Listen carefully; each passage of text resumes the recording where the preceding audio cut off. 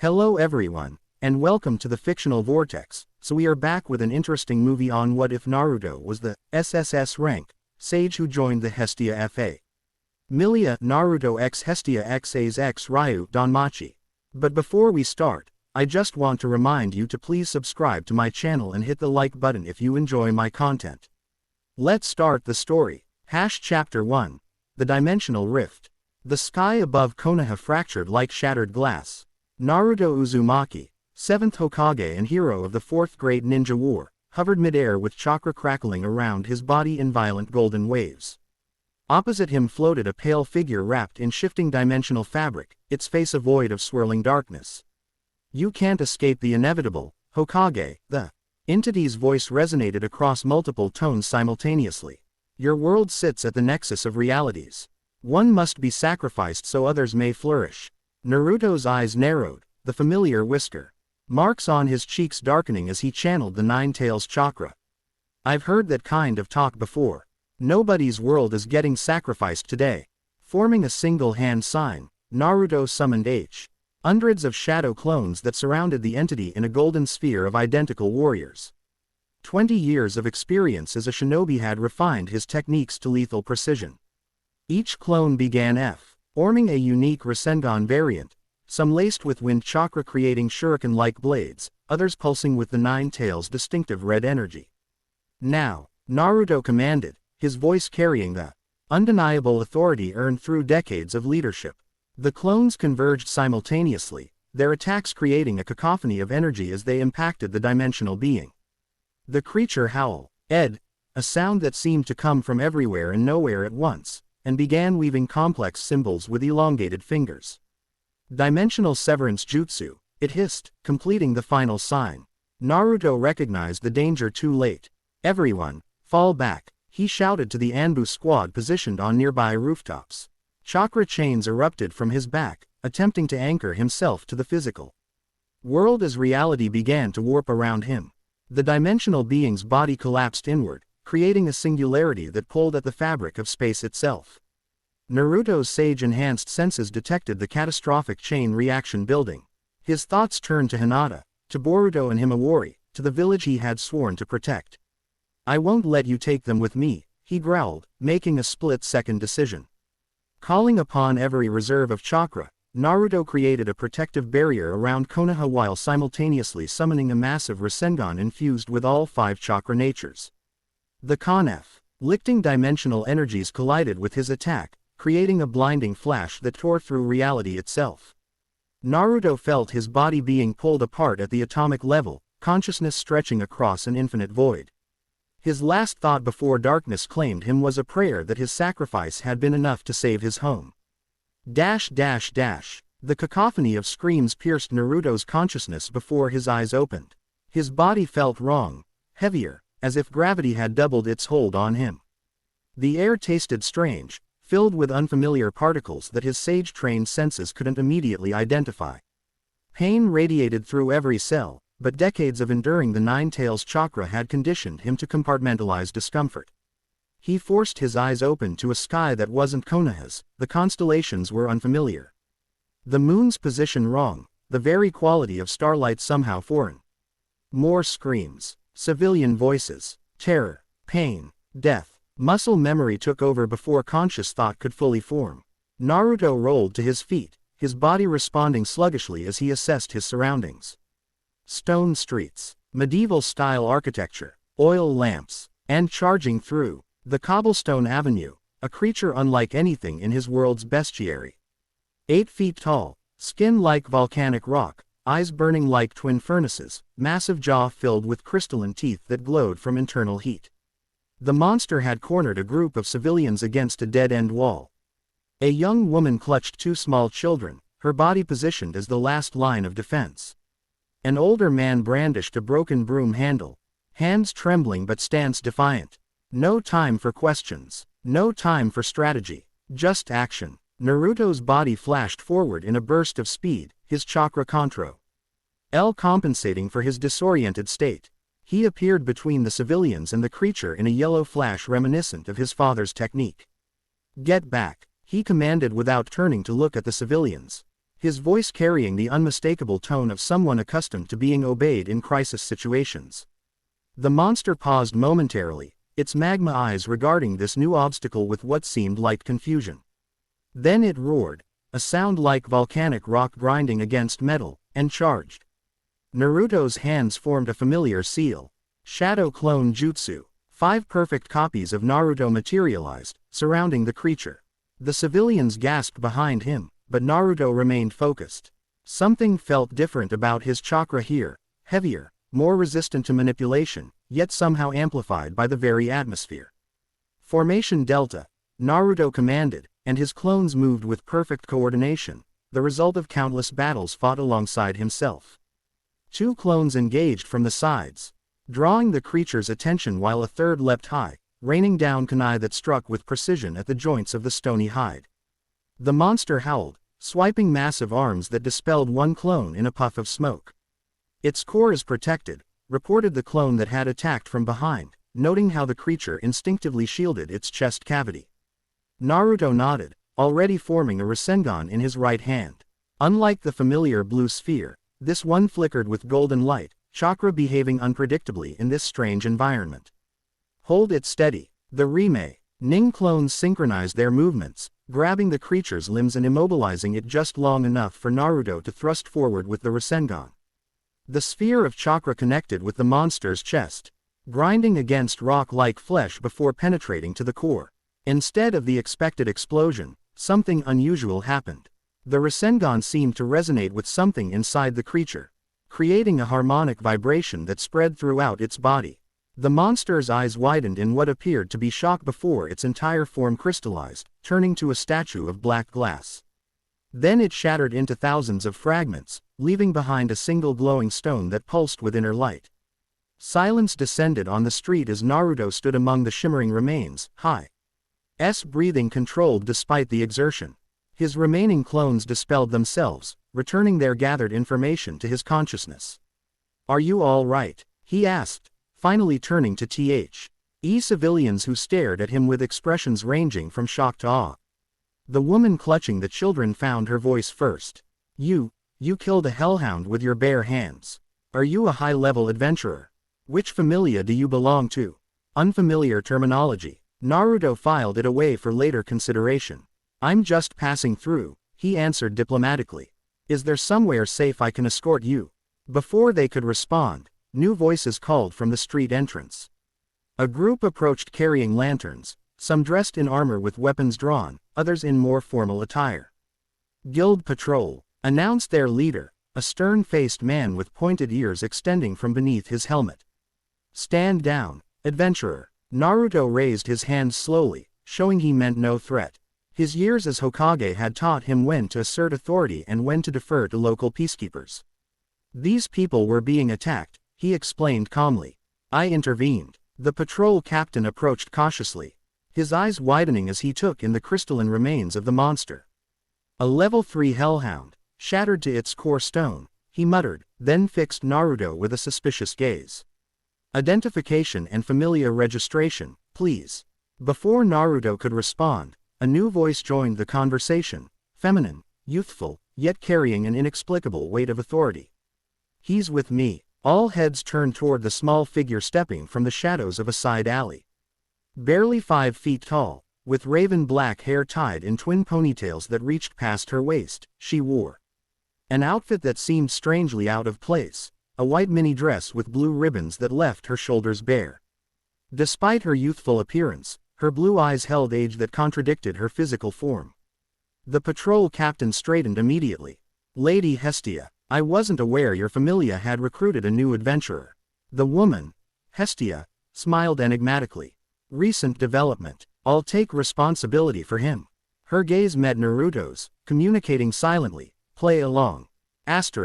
Years of diplomatic missions had honed Naruto's ability to navigate unfamiliar political situations.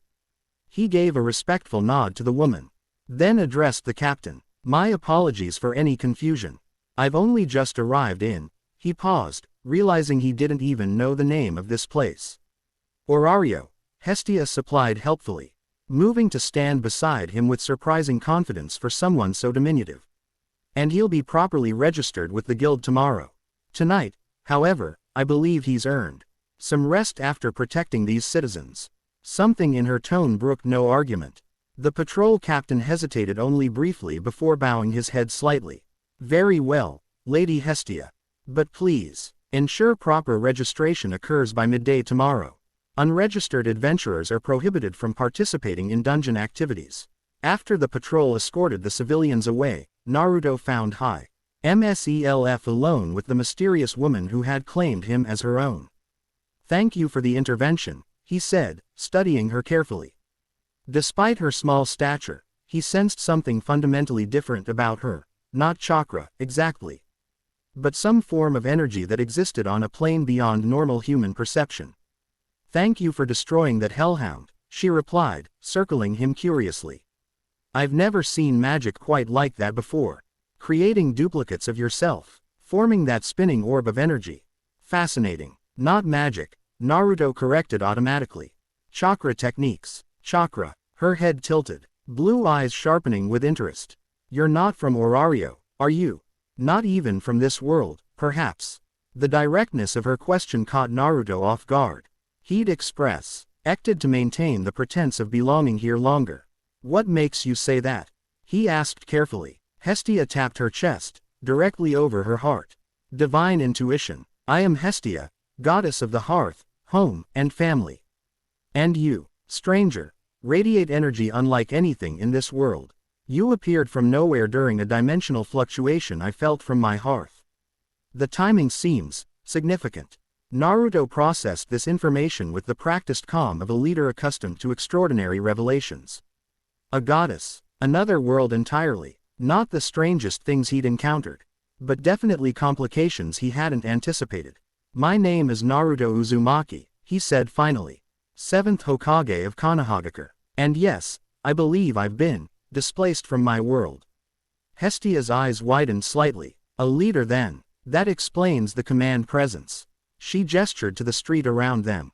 Well, Naruto Uzumaki, 7th Hokage of Konohagakure, welcome to Orario, city of adventurers, monsters, gods. And apparently now, dimensional travelers. She extended a small hand toward him, her expression shifting to something warmer, more personal. My familia is small, but we can offer you shelter while you figure things out. Something tells me our paths crossing wasn't mere coincidence. Naruto considered his options, which were admittedly limited in a world he knew nothing about. This goddess, if she truly was divine, had already shown him kindness without knowing anything about him. He clasped her hand, noting the strange warmth that flowed from her touch, not chakra, but something equally powerful. I accept your hospitality, Lady Hestia. Her laugh was unexpectedly melodic. Just Hestia, please. We don't stand on such formality in my familia. Now come. Dawn approaches. And we have much to discuss before taking you to the guild for registration. The abandoned church that served as Hestia's home struck Naruto as both humble and somehow fitting. Cracked, stained glass filtered the early morning sunlight into kaleidoscopic patterns across worn stone floors. Despite the building's dilapidated exterior, the small living space beneath the altar had been transformed into a surprisingly cozy dwelling. It's not much, Hestia admitted as she lit oil lamps, casting the underground room in warm light, but it's home. I've slept in far worse conditions, Naruto assured her, thinking back to countless missions and battlefields. A rustling from a small alcove drew his attention. A young man with white hair and striking red eyes emerged, dressed simply in sleep clothes. A look of confusion crossing his features as he noticed the stranger standing beside his goddess. Lady Hestia. The young man's hand instinctively moved toward what Naruto recognized as a concealed weapon. At ease. Bell, Hestia said with a gentle smile. This is Naruto Uzumaki. He'll be joining our familia. The young man, Bell, blinked in surprise, his defensive posture relaxing slightly. Joining but we haven't even. Circumstances are unusual, Hestia interrupted, her tone gentle but firm. He saved civilians from a hellhound attack tonight. I witnessed his abilities myself. Bell's eyes widened as he studied Naruto with renewed interest. You defeated a hellhound. Alone. Naruto nodded, maintaining a diplomatic demeanor. Where I come from, I've faced similar threats. Bel Crenel is currently my only Familia member, Hestia explained. He's been an adventurer for just a few months now. Bel bowed respectfully, though Naruto could see curiosity burning in his eyes. It's an honor to meet you, Mr. Uzumaki. Just Naruto is fine, he replied with a small smile. And the honor is mine. I appreciate you and your goddess offering shelter to a stranger. As Bel prepared tea and Hestia gathered simple breakfast items, Naruto carefully explained his situation. His position as Hokage, the dimensional being that attacked Konoha, and the rift that had brought him here. He omitted certain details about the Nine Tails and his full abilities, preferring to keep some cards concealed until he better understood this world. Bel listened with wide-eyed fascination, while Hestia's expression remained thoughtful, occasionally nodding as if confirming private theories. So this chakra energy system is common in your world?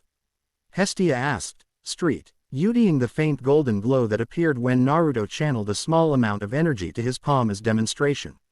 Not everyone can manipulate it to the same degree, Naruto explained, but yes. It's the foundation of our abilities as shinobi. Bel leaned forward, fascination evident in his expression. And you can create copies of yourself. Real, physical copies. Naruto formed a single hand seal, and with a puff of smoke, an identical clone appeared beside him. Bel nearly dropped his teacup in shock. They're fully independent, Naruto explained as his clone waved and then walked to the other side of the room. They can think, fight, gather information. When they dispel, all their experiences return to me. Incredible, Hestia murmured. Such an ability would be invaluable in the dungeon. Naruto dispelled the clone, which disappeared in another puff of smoke. This dungeon you've mentioned several times, it seems important here. Hestia and Bel exchanged glances. The dungeon is the heart of Orario, Hestia explained, a massive labyrinth beneath the city that produces monsters and magical stones. Adventurers descend into it to harvest these stones, which power everything from weapons to lighting. It's also where the guild expects adventurers to prove themselves, Bel added. Your status, your abilities and level, are measured by your achievements there. Naruto processed this information, mentally comparing it to mission rankings in his world. And adventurers belong to these familias. Groups led by gods like yourself. Hestia nodded. Gods descend, dead from the divine realm to experience life among mortals. We form familias by bestowing our blessing, called Falna, upon humans, which enhances their abilities and allows them to develop special skills. She hesitated, studying Naruto with those ancient eyes that contrasted so sharply with her youthful appearance. I suspect your chakra system may interact, unusually, with my blessing. But we should find out before taking you to the guild. Without a Falna, they won't permit you to register as an adventurer. Is there danger in this process? Naruto asked pragmatically. Hestia shook her head. Not typically, but I've never blessed someone from another dimension before. Her lips curved in a small smile. First time for everything, I suppose. The blessing ritual required Naru to lie face down on a small cot while Hestia prepared. Bel discreetly left the room to give them privacy. I need to apply my blood to your back, Hestia explained, pricking her finger with a small ceremonial knife. The divine ichor will create the connection needed for the blessing. Naruto removed his tattered Hokage cloak and shirt, revealing a torso mapped with battle scars, testament to a lifetime of warfare and sacrifice. Hestia's eyes widened slightly, but she made no comment as he positioned himself on the cot. Her small hand pressed between his shoulder blades, unexpectedly warm. When the drop of blood made contact with his skin, Naruto felt a surge of foreign energy attempting to map itself to his chakra network. Something was wrong. The energies conflicted, creating a resonance that sent vibrations through the stone floor beneath them. Naruto's skin illuminated with glowing script that appeared and then shifted, refusing to settle into permanent form. Fascinating, Hestia whispered, her voice taking on a resonant quality that seemed to exist in multiple dimensions simultaneously. Your chakra system is already developed, more advanced than anything I've seen. It's resisting standardization. The conflicting energies intensified. Naruto felt the nine tails stirring within him, responding defensively to the foreign power attempting to integrate with their shared chakra network. Kurama, Naruto communicated internally. Stand down. I believe she's trying to help. The fox's presence receded slightly, though remained alert. The vibrations gradually subsided as Hestia adjusted her approach, her divine energy gently mapping itself alongside his chakra pathways rather than attempting to overwrite them. There, she said finally, removing her hand. It's done. Though not like any blessing I've given before. Naruto sat up, rolling his shoulders experimentally. He could feel the new energy integrated with his system, not replacing or diminishing his chakra, but rather creating a parallel network that seemed to enhance his connection to this world's ambient energy. How does it feel? Hestia asked, her expression a mixture of concern and curiosity. Different, Naruto admitted, but not uncomfortable, like having a second circulatory system that works in harmony with the first. Hestia nodded, producing a small hand mirror. Look at your status. Normally I would be the only one who could see it, but your unique situation seems to have altered that rule as well. Naruto positioned the mirror to see his back. Glowing script covered his skin. But unlike the standardized parameters Bell had described earlier, his status displayed something entirely different. Name: Naruto Uzumaki. Level: Familia.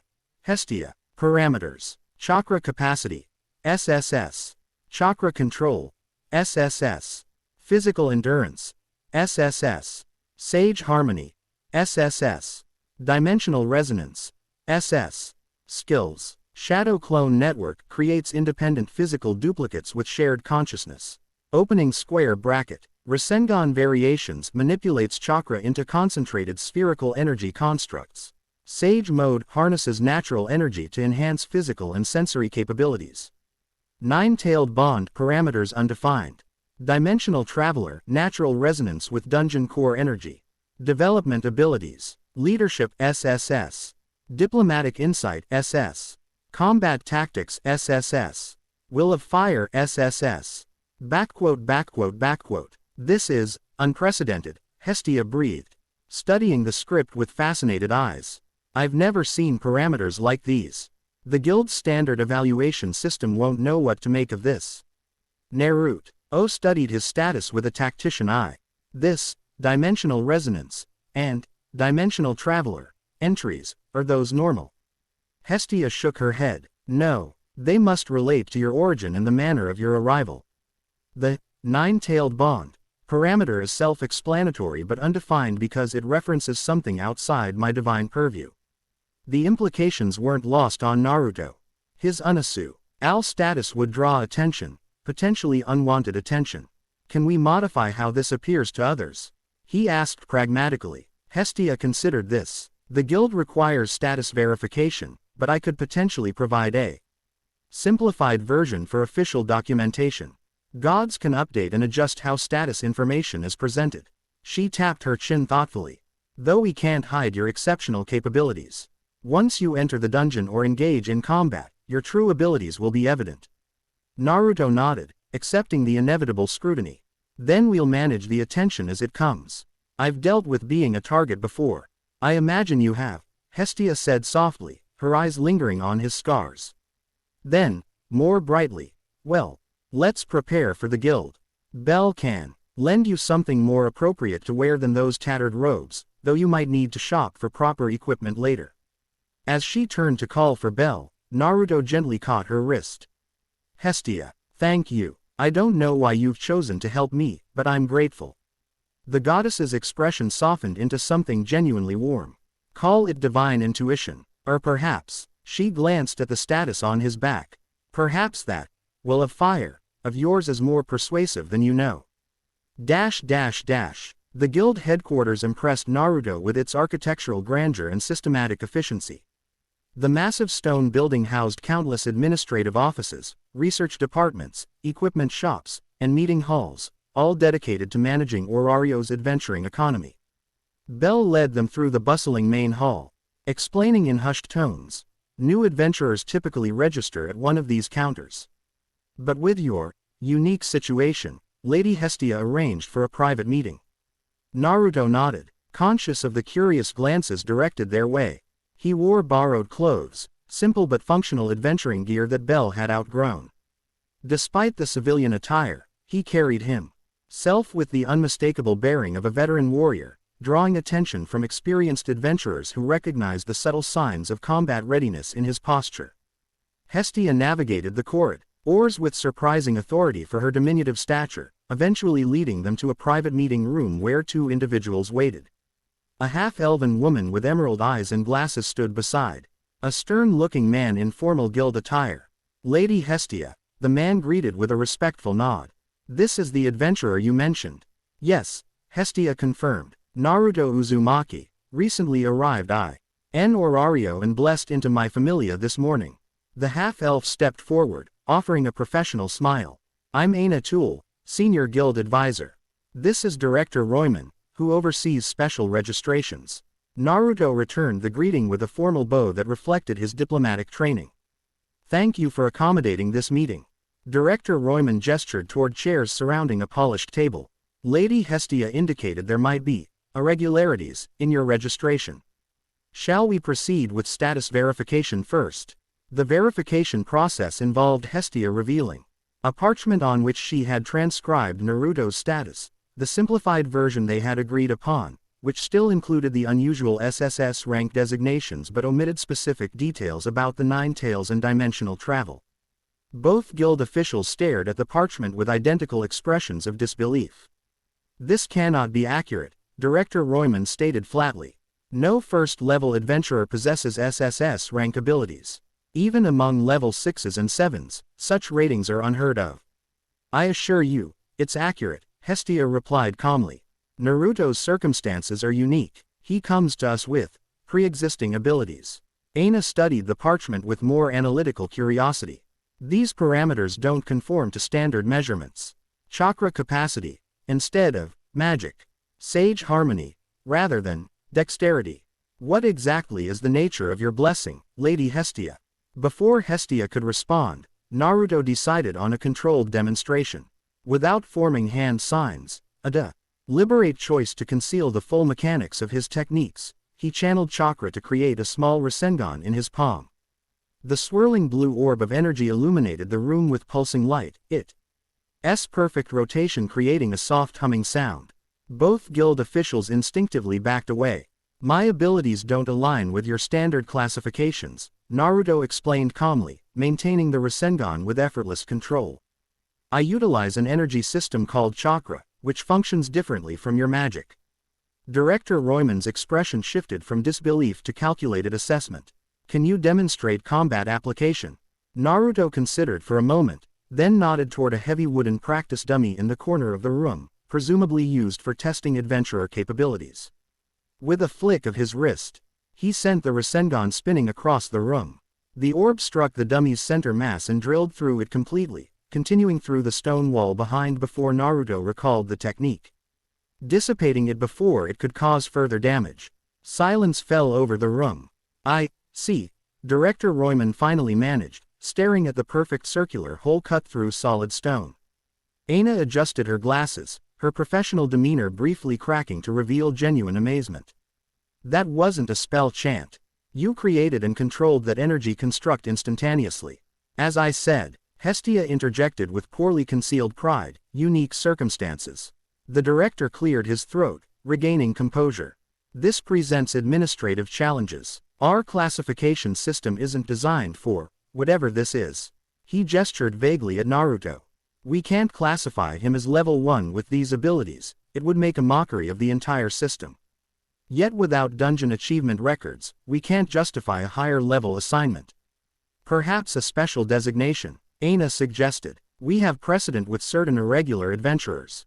After lengthy discussion, they settled on an unprecedented solution. A special, SSS-Rank adventurer, classification that existed outside the traditional level system. Naruto would receive a unique guild identification that required special authorization for dungeon expeditions beyond the upper floors. "The guild will want to assess your capabilities more thoroughly," Aina explained as she prepared the necessary documentation.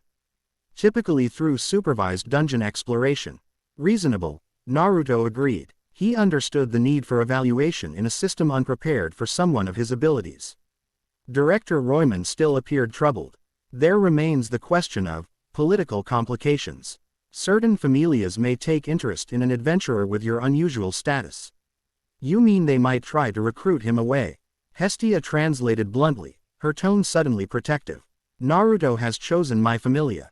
Nevertheless, Royman continued diplomatically, I would advise discretion until your position is more established. Quote, too late for that, Naruto thought, noting the guild staff peering through the doorway at the damaged wall, whispers already spreading. As they completed the registration process, Aina presented Naruto with his official guild ID, a metallic card engraved with his name and the unique SSS-Rank designation. I've been assigned as your advisor, she informed him, her professional demeanor returning. Typically, I guide new adventurers through their early dungeon explorations, but in your case. She paused, reassessing. Perhaps you could educate me about your abilities instead, so I can better assist with integration into Orario's systems. Naruto recognized the intelligent curiosity in her eyes, reminiscent of Sakura's analytical mind. I'd be happy to explain what I can, he agreed. As they prepared to leave the guild, Bell, who had waited patiently during the proceedings, approached with evident excitement. Is it true? He asked, eyes wide. They created a whole new rank just for you. Hestia nodded proudly. Our familia now hosts Orario's only SSS-Rank adventurer. Bell's expression shifted from awe to determination. I have so much to learn from you.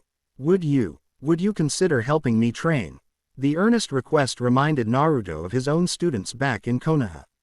A pang of homesickness struck him unexpectedly, but he pushed it aside. Of course, he agreed with a genuine smile.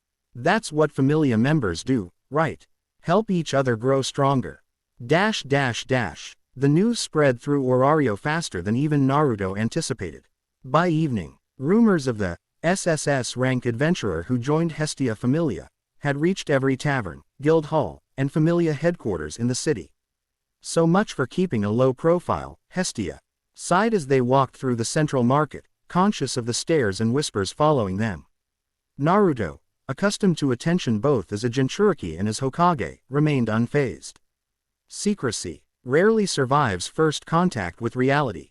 Better to establish clear boundaries now than deal with misunderstandings later.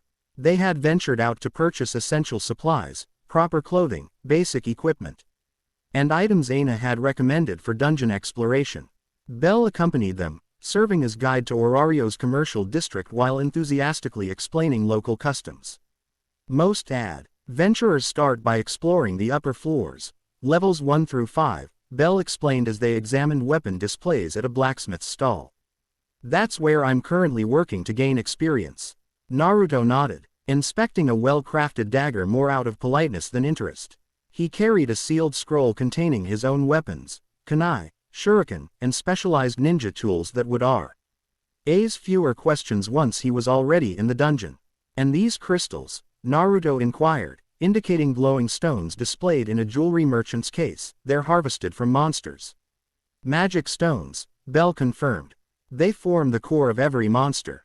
When extracted, they provide energy for everything from lighting to advanced equipment. They're also why the guild exists, Hestia added. To regulate the collection and distribution of magic stones and prevent exploitation of the dungeon's resources. As they continued through the market, Naruto noticed a distinctive vestibule. Shment ahead, a grand building with the sign, Hostess of Fertility, displayed prominently.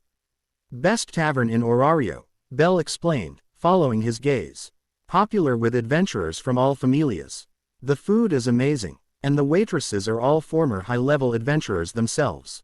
Hestia's expression soured slightly. It's also where gossip spreads fastest. I'd suggest avoiding it tonight, but she sighed, noting the number of curious onlookers already following their progress. Perhaps facing the rumors directly would be more effective. Naruto agreed with her assessment. Throughout his life, he'd learned that confronting speculation head-on often diffused its power. Dinner would be welcome. I should start learning Orario's social landscape anyway. The tavern's interior buzzed with activity. Dozens of adventurers from various familias eating, drinking, and exchanging stories of dungeon exploits. A momentary hush fell as they entered, followed by an immediate surge in whispered conversations. A tall, muscular woman with cat-like features approached them, her expression a blend of professional welcome and undisguised curiosity. Lady Hestia, she greeted with a slight bow. This is an unexpected honor. Table for 3. Thank you, Mia, Hestia replied with practiced dignity. Somewhere not too central, if possible.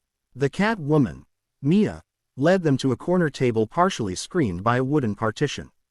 As they settled, she studied Naruto with unabashed interest. So, she said bluntly, you're the mysterious SSS-Rank causing all the commotion today. Naruto met her gaze steadily. News travels quickly in Orario. Like wildfire, she agreed with a sharp-toothed grin. Especially when the guild creates an entirely new classification for a single adventurer. She leaned closer, lowering her voice. Word has it you put a hole through the guild's assessment room wall without even trying. Before Naruto could respond, another voice joined the conversation, cool, measured. With quiet intensity. Destroying property doesn't make one exceptional. It makes one careless. The speaker was an elven woman with short blonde hair and striking green eyes, Drive. Est in a waitress uniform that somehow looked both practical and elegant on her slender frame. Unlike Mia's overt curiosity, her expression remained carefully neutral. Ryuu, Mia chided gently. Don't be rude to our guests. The elf, Ryuu, offered a slight bow that managed to be simultaneously respectful and dismissive. My apologies. I'll be serving your table tonight. What may I bring you? Throughout the ordering process, Naruto observed Ryuu with professional interest. Despite her waitress role, she moved with the unmistakable precision of a trained combatant, economy of motion, constant environmental awareness, and the subtle weight distribution of someone ready to react instantly to threats. More interestingly, she seemed to be deliberately suppressing her combat presence, Somethi. Ing only highly skilled shinobi typically managed. As she departed with their order, Naruto turned his attention back to their table, finding Hestia watching him with amusement. Already assessing the former adventurers, she asked quietly. Former? Naruto inquired, keeping his voice equally low. Bell leaned forward eagerly. Ryuu Lion was once a high-level adventurer in the Hestia Familia. There are rumors about why she stopped adventuring, but nobody knows for certain. Naruto filed this information away alongside his own observations. Orario's layers were revealing themselves gradually, adventurers, gods, and apparently those who had stepped away from that life for reasons unknown. Their meal arrived promptly, delivered by Ryuu with professional efficiency. The food itself was eggs. Yent, familiar enough in basic components but prepared with techniques and seasonings unique to this world. As they dined, Naruto became increasingly aware of attention from across the tavern. A particularly boisterous group occupied a large central table, their loud conversation clearly intended to carry SSS-Rank from nothing. Ridiculous, declared a wolf-featured man with silver hair, his voice deliberately projected. Probably some publicity stunt by that tiny goddess trying to build her pathetic familia. Bell tensed visibly, but Naruto placed a calming hand on his arm. Not worth it, he murmured. Years of leadership had taught him which provocations required response and which were better left ignored. Hestia, however, seemed less inclined toward diplomacy.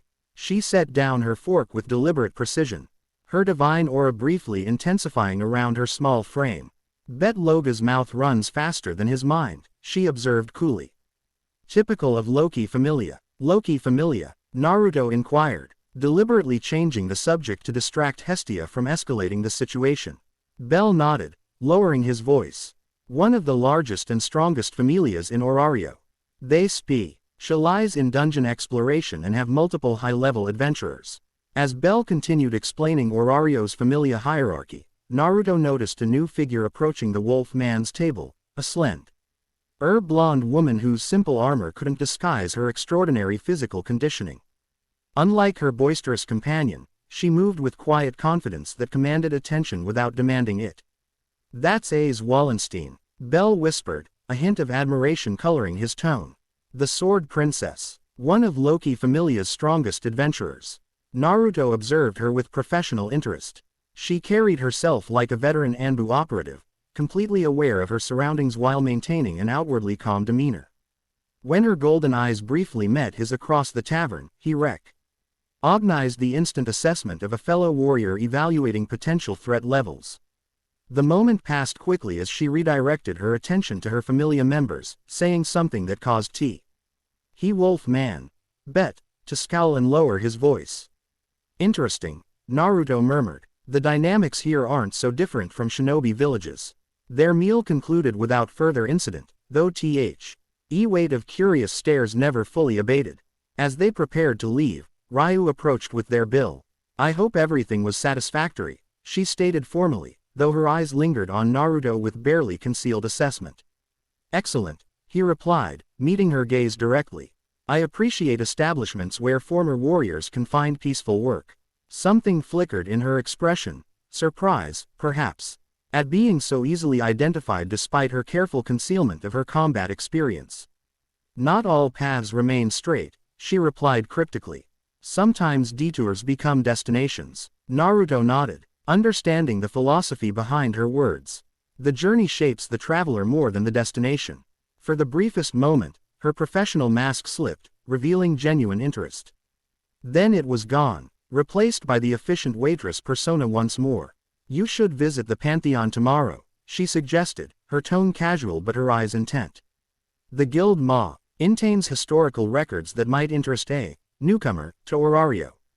With that cryptic recommendation, she departed, leaving Naruto to wonder what information she believed he might find valuable in those records.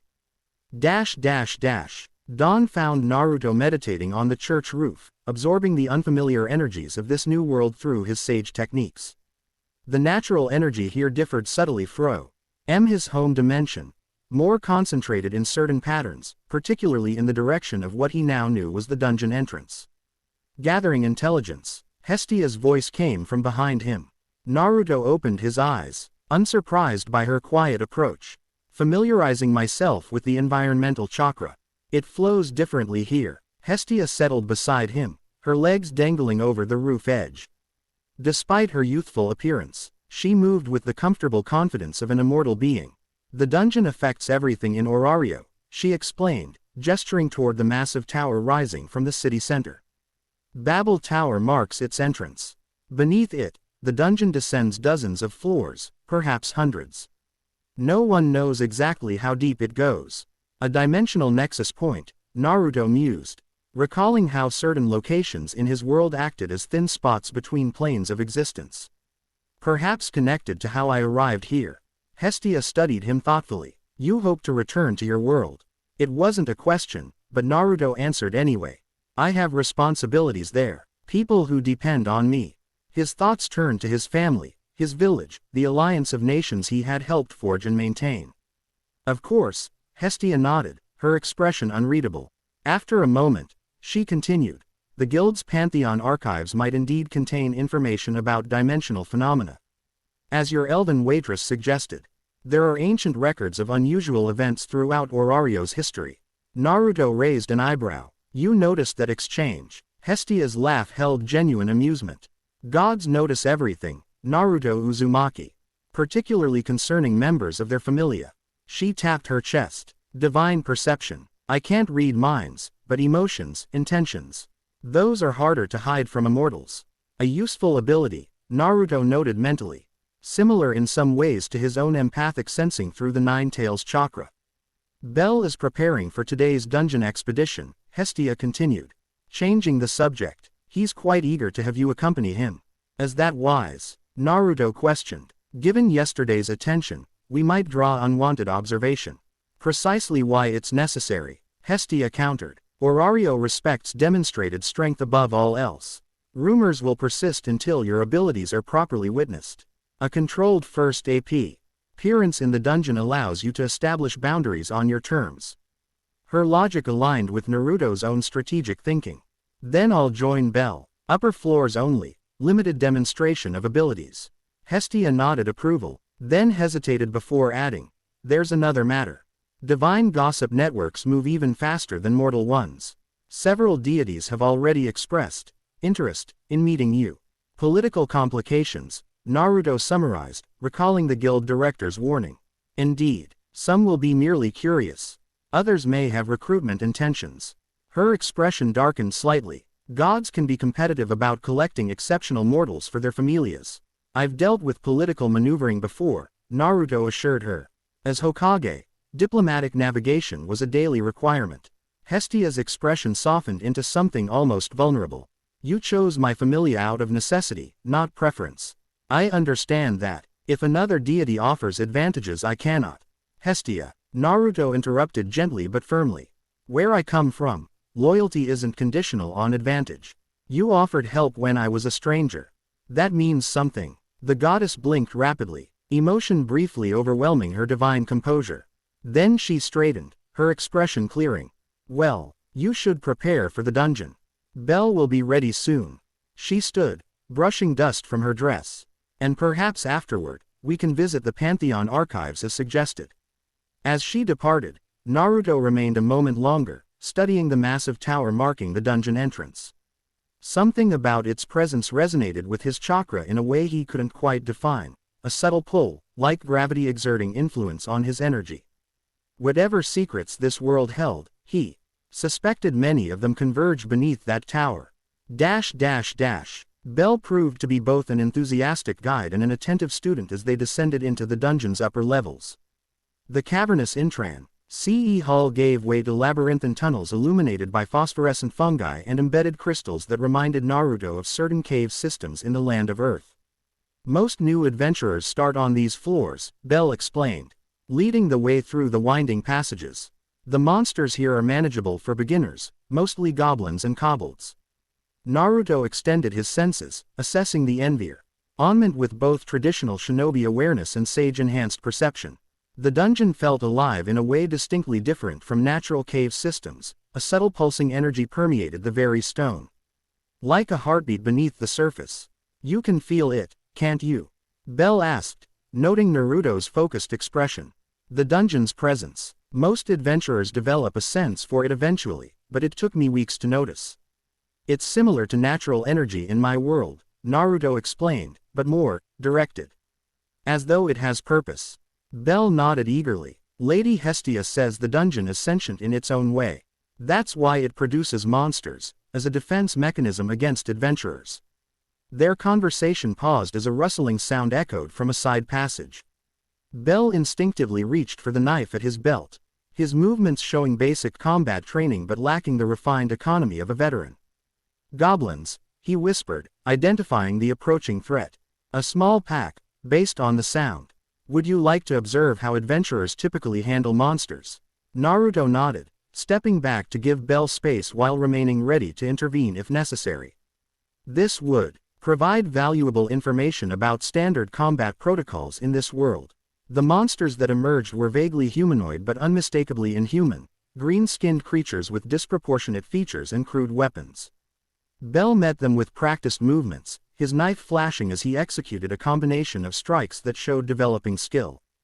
Naruto observed with a tactician eye, noting Bell's strengths, quick reflexes, natural agility, and weaknesses, openings in his guard, inefficient energy expenditure. When Bell defeated the final goblin, each monster collapsed into dust, leaving behind small glowing stones. Magic stones, Bell explained, collecting them into a pouch. The guild exchanges these for currency. Larger and deeper floor monsters yield more valuable stones. Efficient system, Naruto commented. The ecosystem sustains itself. As they continued deeper, Naruto occasionally offered subtle suggestions for improving Bell's combat form, adjustments to stance, timing of attacks. Conservation of energy. Bell proved to be a remarkably receptive student, implementing corrections immediately and showing noticeable improvement even within this single expedition. You're an excellent teacher, Bell commented after successfully implementing a footwork technique Naruto had suggested. Did you train many warriors in your world? I led a village of shinobi, Naruto confirmed, finding Bell's earnest nature refreshingly familiar. Teaching was part of the responsibility. Their conversation was interrupted by a distant rumbling that vibrated through the floor beneath them. Bell tensed immediately. That's unusual for upper floors. Sounds like a monster rex, but they shouldn't appear here. Monster rex. Larger, more powerful monsters that typically rule specific floors. Bell explained quickly. Something's wrong. We should. A massive impact shook the tunnel ahead, followed by screams and the sounds of panicked retreat. Several adventurers appeared, fleeing toward them. Run, shouted one, blood streaming from a gash on his forehead. Floor boss appearing on level 3. Guild wasn't notified. Bell's expression shifted from surprise to determination. There are adventurer parties that could be trapped beyond that point. We need to help evacuate. Naruto nodded, already calculating the most efficient response. Lead the way. All F. Follow your guidance on standard protocols, but be prepared to adapt if necessary. They moved quickly through the tunnels, encountering more retreating adventurers, some injured, others helping comrades limping from the conflict zone. The rumbling grew louder, accompanied by bestial roars that echoed through the stone corridors. Turning a final corner, they entered a large chamber that showed signs of recent combat, gouged stone, blood spatter, abandoned equipment. At the chamber's center stood a creature that dwarfed the goblins they'd encountered earlier. 15 feet tall, with the lower body of a massive bull and the upper torso of a muscular humanoid, the Minotaur wielded a crude grade AXE fashioned from what appeared to be dungeon stone. Several adventurers remained engaged in combat, while others dragged wounded comrades toward escape routes. Asterius variant, Bell whispered, his voice tight with recognition. Stronger than standard Minotaurs. Should be on the middle floors, not here. Naruto assessed the situation with practiced efficiency. Evacuation priority. Can you coordinate getting the wounded out while I contain the threat? Bell hesitated, clearly torn between concern and duty. That's an upper middle floor monster. Even experienced level 3 adventurers struggle against them.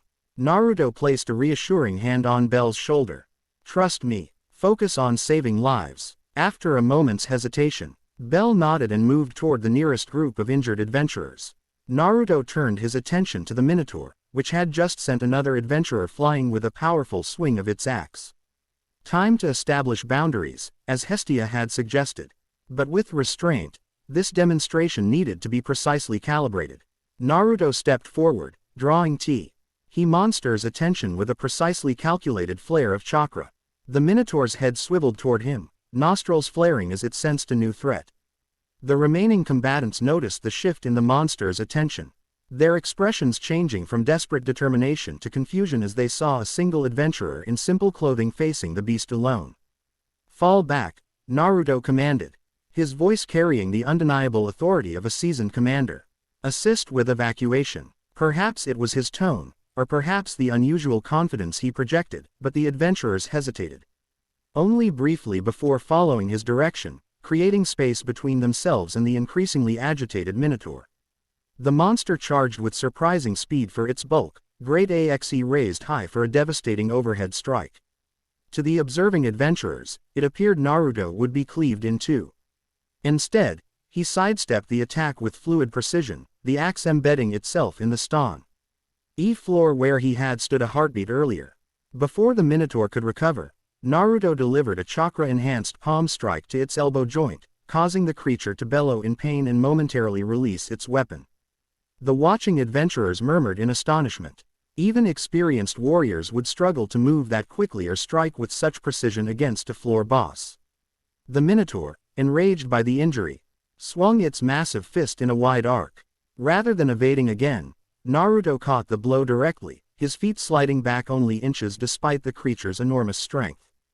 Gasps echoed through the chamber as Naruto held the Minotaur's fist, 3 times the size of his own hand, in a grip that stopped the monster's momentum completely. That's enough, Naruto stated calmly, his voice carrying throughout the chamber despite its conversational volume. With controlled application of strength, he redirected the Minotaur's arm, using its own momentum to throw the massive creature across the chamber. The monster crashed into the wall with an impact that shook loose stone fragments from the ceiling. Before it could recover, Naruto formed a single Rasengan, larger than the demonstration at the guild, but still restrained compared to his full capability. The swirling blue orb illuminated the chamber with pulsing light as he moved toward the disoriented monster with deliberate steps. The Minotaur roared defiance, charging once more in blind rage. Naruto met the charge unflinchingly, driving the Rasengan into the creature's chest with precision. The spinning energy sphere ground against monstrous flesh before penetrating to the core, causing the Minotaur to freeze mid-motion. For a moment, nothing happened. Then cracks of light spread across the monster's body from the impact point. glowing lines that webbed outward until the entire creature seemed illuminated from within. The Minotaur disintegrated into particles of light, leaving behind a large magi. Sea stone that glowed with unusual intensity. Silence fell over the chamber as adventurers stared in disbelief. What should have been a desperate battle against a floor boss had ended in seconds, with a single adventurer demonstrating power that contradicted everything they understood about the progression system. Bell approached cautiously, his expression a mixture of awe and validation, as though witnessing confirmation of something he had believed but others had doubted. "That's why they created the SSS-Rank," he murmured, just loudly enough for nearby adventurers to hear. Hestia Familia's newest member. Murmurs spread through the gathered adventurers as Naruto calmly collected the unusually large magic stone. He had calibrated his display carefully, impressive enough to establish boundaries, but nowhere near revealing his true capabilities. As they organized the remaining evacuation, Naruto became aware of a focused gaze from the chamber entrance. The blonde swordswoman from the tavern, Ace Wallenstein, stood observing, her golden eyes assessing with professional interest. Beside her, a diminutive figure in mage's attire watched with analytical intensity. Their eyes met briefly across the chamber. Ace inclined her head slightly, not quite a bow, but a subtle acknowledgement between warriors. Then she turned to assist with evacuation efforts, leaving Naruto to wonder what conclusions the sword princess had drawn from his demonstration. The Pantheon archives occupied several floors beneath the guild headquarters, a labyrinth of shelves, display cases, and reading rooms containing millennia of recorded history. As promised, Hestia accompanied Naruto and Bell after their return from the dungeon, using her divine status to access sections typically restricted to researchers and guild officials. "The rumor mill is already churning," Hestia informed them as they descended the stone staircase to the archives. "Your encounter with the Minotaur has been the talk of the guild all afternoon." Bell nodded enthusiastically. You should have seen their faces when Naruto stopped its fist with one hand. Even the Loki Familia members seemed impressed. Speaking of whom, Hestia continued, her tone carefully neutral. Ace Wallenstein submitted a formal report praising the efficient handling of an unexpected floor boss. "Apparently, that's rare enough that guild officials were discussing it when I arrived." Naruto filed this information away. Professional recognition from established adventurers would help secure his position more effectively than raw displays of power alone. The archives librarian, a scholarly man with owl-like features, greeted Hestia with formal respect before leading them to a private research room where requested materials awaited. Ancient phenomenology texts, dimensional theory treatises, and historical accounts of unusual adventurers, as requested, he explained, indicating several stacks of leather-bound volumes and delicate scrolls. Some of these date back to the early days of the gods' descent. Please handle with appropriate care. Once alone, Hestia explained their research strategy. I've requested anything related to dimensional phenomena, travelers from other worlds, or unusual energy systems that might parallel your chakra network. Bell will help with translation of older texts. He's surprisingly good with ancient languages. The research session stretched for hours as they sifted through centuries of accumulated knowledge. Bell proved to be an adept research assistant, quickly identifying relevant passages and summarizing content with unexpected academic precision. Near midnight, Naruto discovered a promising reference in a faded journal dating back several centuries. Listen to this, he said, carefully turning the brittle page. During the calamity of the seventh spiral, a warrior appeared bearing energy unlike any magic recorded by the guild. Witnesses described techniques that created duplicate Atesh of himself and manipulated elements without spirit or chant. The warrior claimed origin in a land beyond our dimensional boundary, brought forth during a period of great calamity when the dungeon core experienced unusual activity. Following the resolution of the crisis, the warrior vanished, leaving behind only cryptic references to returning to the leaf. Hestia and Bell exchanged meaningful glances. Returning to the leaf, Hestia repeated. Your village symbol is a leaf, isn't it? Naruto nodded, excitement building as he continued scanning the text. There's more. The journal mentions something called dimensional resonance points within the dungeon, locations where the barrier between worlds grows thin during specific conditions. That aligns with another reference I found, Bell added, pulling forward a different text.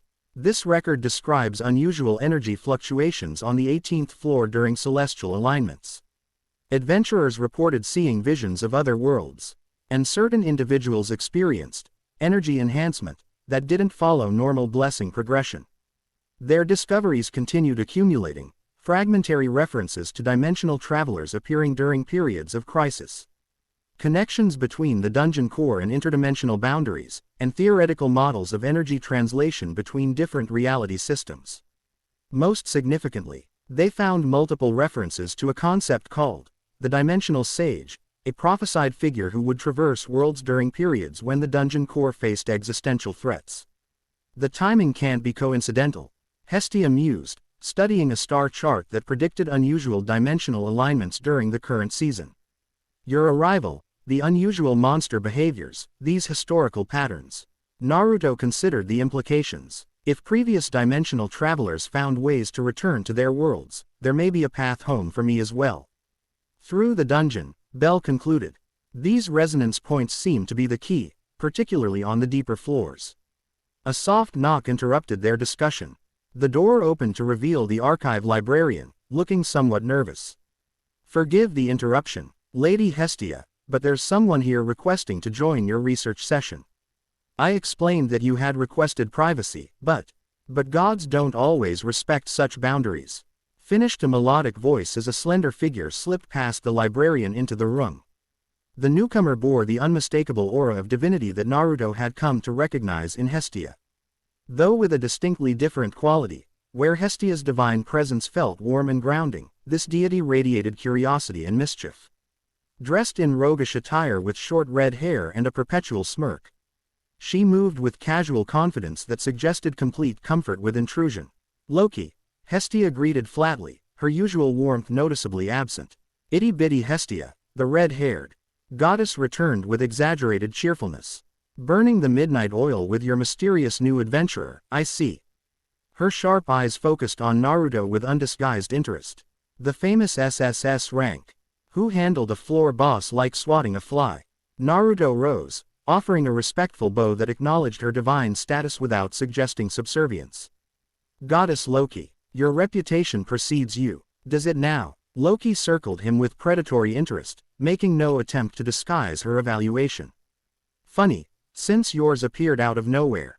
One day the Hestia Familia is a goddess and a rookie.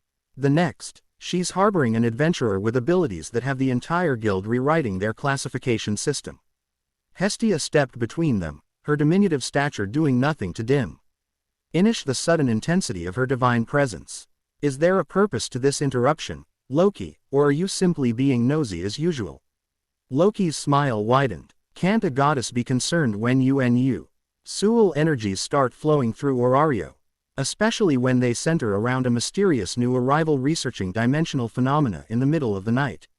Her casual mention of their arch topic confirmed Naruto's suspicion that she had been monitoring them for some time, perhaps through guild contacts or divine methods unknown to him. Naruto decided on a diplomatic but firm approach. Your concern is noted, Goddess Loki. As allies in protecting Orario, I'm sure Hestia Familia and Loki Familia can maintain professional communication about matters of shared interest. Loki's brows rose slightly at his political maneuvering. Well spoken for a new arrival, almost as if you have experience in leadership positions. Her gaze flicked meaningfully toward the text spread across the table, or perhaps in dealing with interdimensional matters. Loki, Hestia's voice carried a warning note. Naruto has chosen my familia. Whatever game you're playing ends here. The red goddess raised her hands in mock surrender. No games, itty-bitty. Just extending an invitation. My familia is hosting a banquet tomorrow evening, a regular social event for upper-tier adventurers to network and share information. Her eyes fixed on Naruto again. As Orario's only SSS rank, your presence would be appropriate. The invitation represented both opportunity and challenge. Refusing would create unnecessary tension, while accepting placed Naruto in a potentially complex social and political environment. We would be honored to attend, he answered before Hestia could object. Thank you for the invitation. Loki's smile turned genuine, if predatory. Excellent. My Familia home, sunset tomorrow. Formal attire recommended. She turned to leave, then paused at the doorway. Oh, and Naruto Uzumaki. Ace is particularly looking forward to discussing your combat techniques. She so rarely finds worthy conversation partners these days. After Loki departed, Hestia released a long sigh that seemed to deflate her entire small frame. That, she proclaimed with feeling, is exactly the political complication I was concerned about. She suspects my origins, Naruto observed. Loki has always been too clever for anyone's good, Hestia confirmed. And now she's manipulated us into attending her territory surrounded by her familia. Bell, who had remained silent during the exchange, spoke up hesitantly. Is it really so bad? Loki familia are respected adventurers. If they're already curious about Naruto, maybe addressing their questions directly is better than leaving them to speculate. Naruto nodded approval at Bell's assessment. Controlled engagement on neutral ground would be my preferred approach anyway. This banquet provides that opportunity. Hestia studied him for a moment, then smiled slightly. You really were a leader in your world, weren't you? That diplomatic maneuvering was impressively subtle. Practice, Naruto replied with a small smile of his own. Years of village alliances and international relations. They returned to their research, but Naruto's thoughts now divided between historical texts and strategic preparation for tomorrow's banquet. If Loki suspected his dimensional origins, others might as well. Establishing the right impression among Orario's influential figures would be crucial to his freedom of movement, and potentially to finding his way home.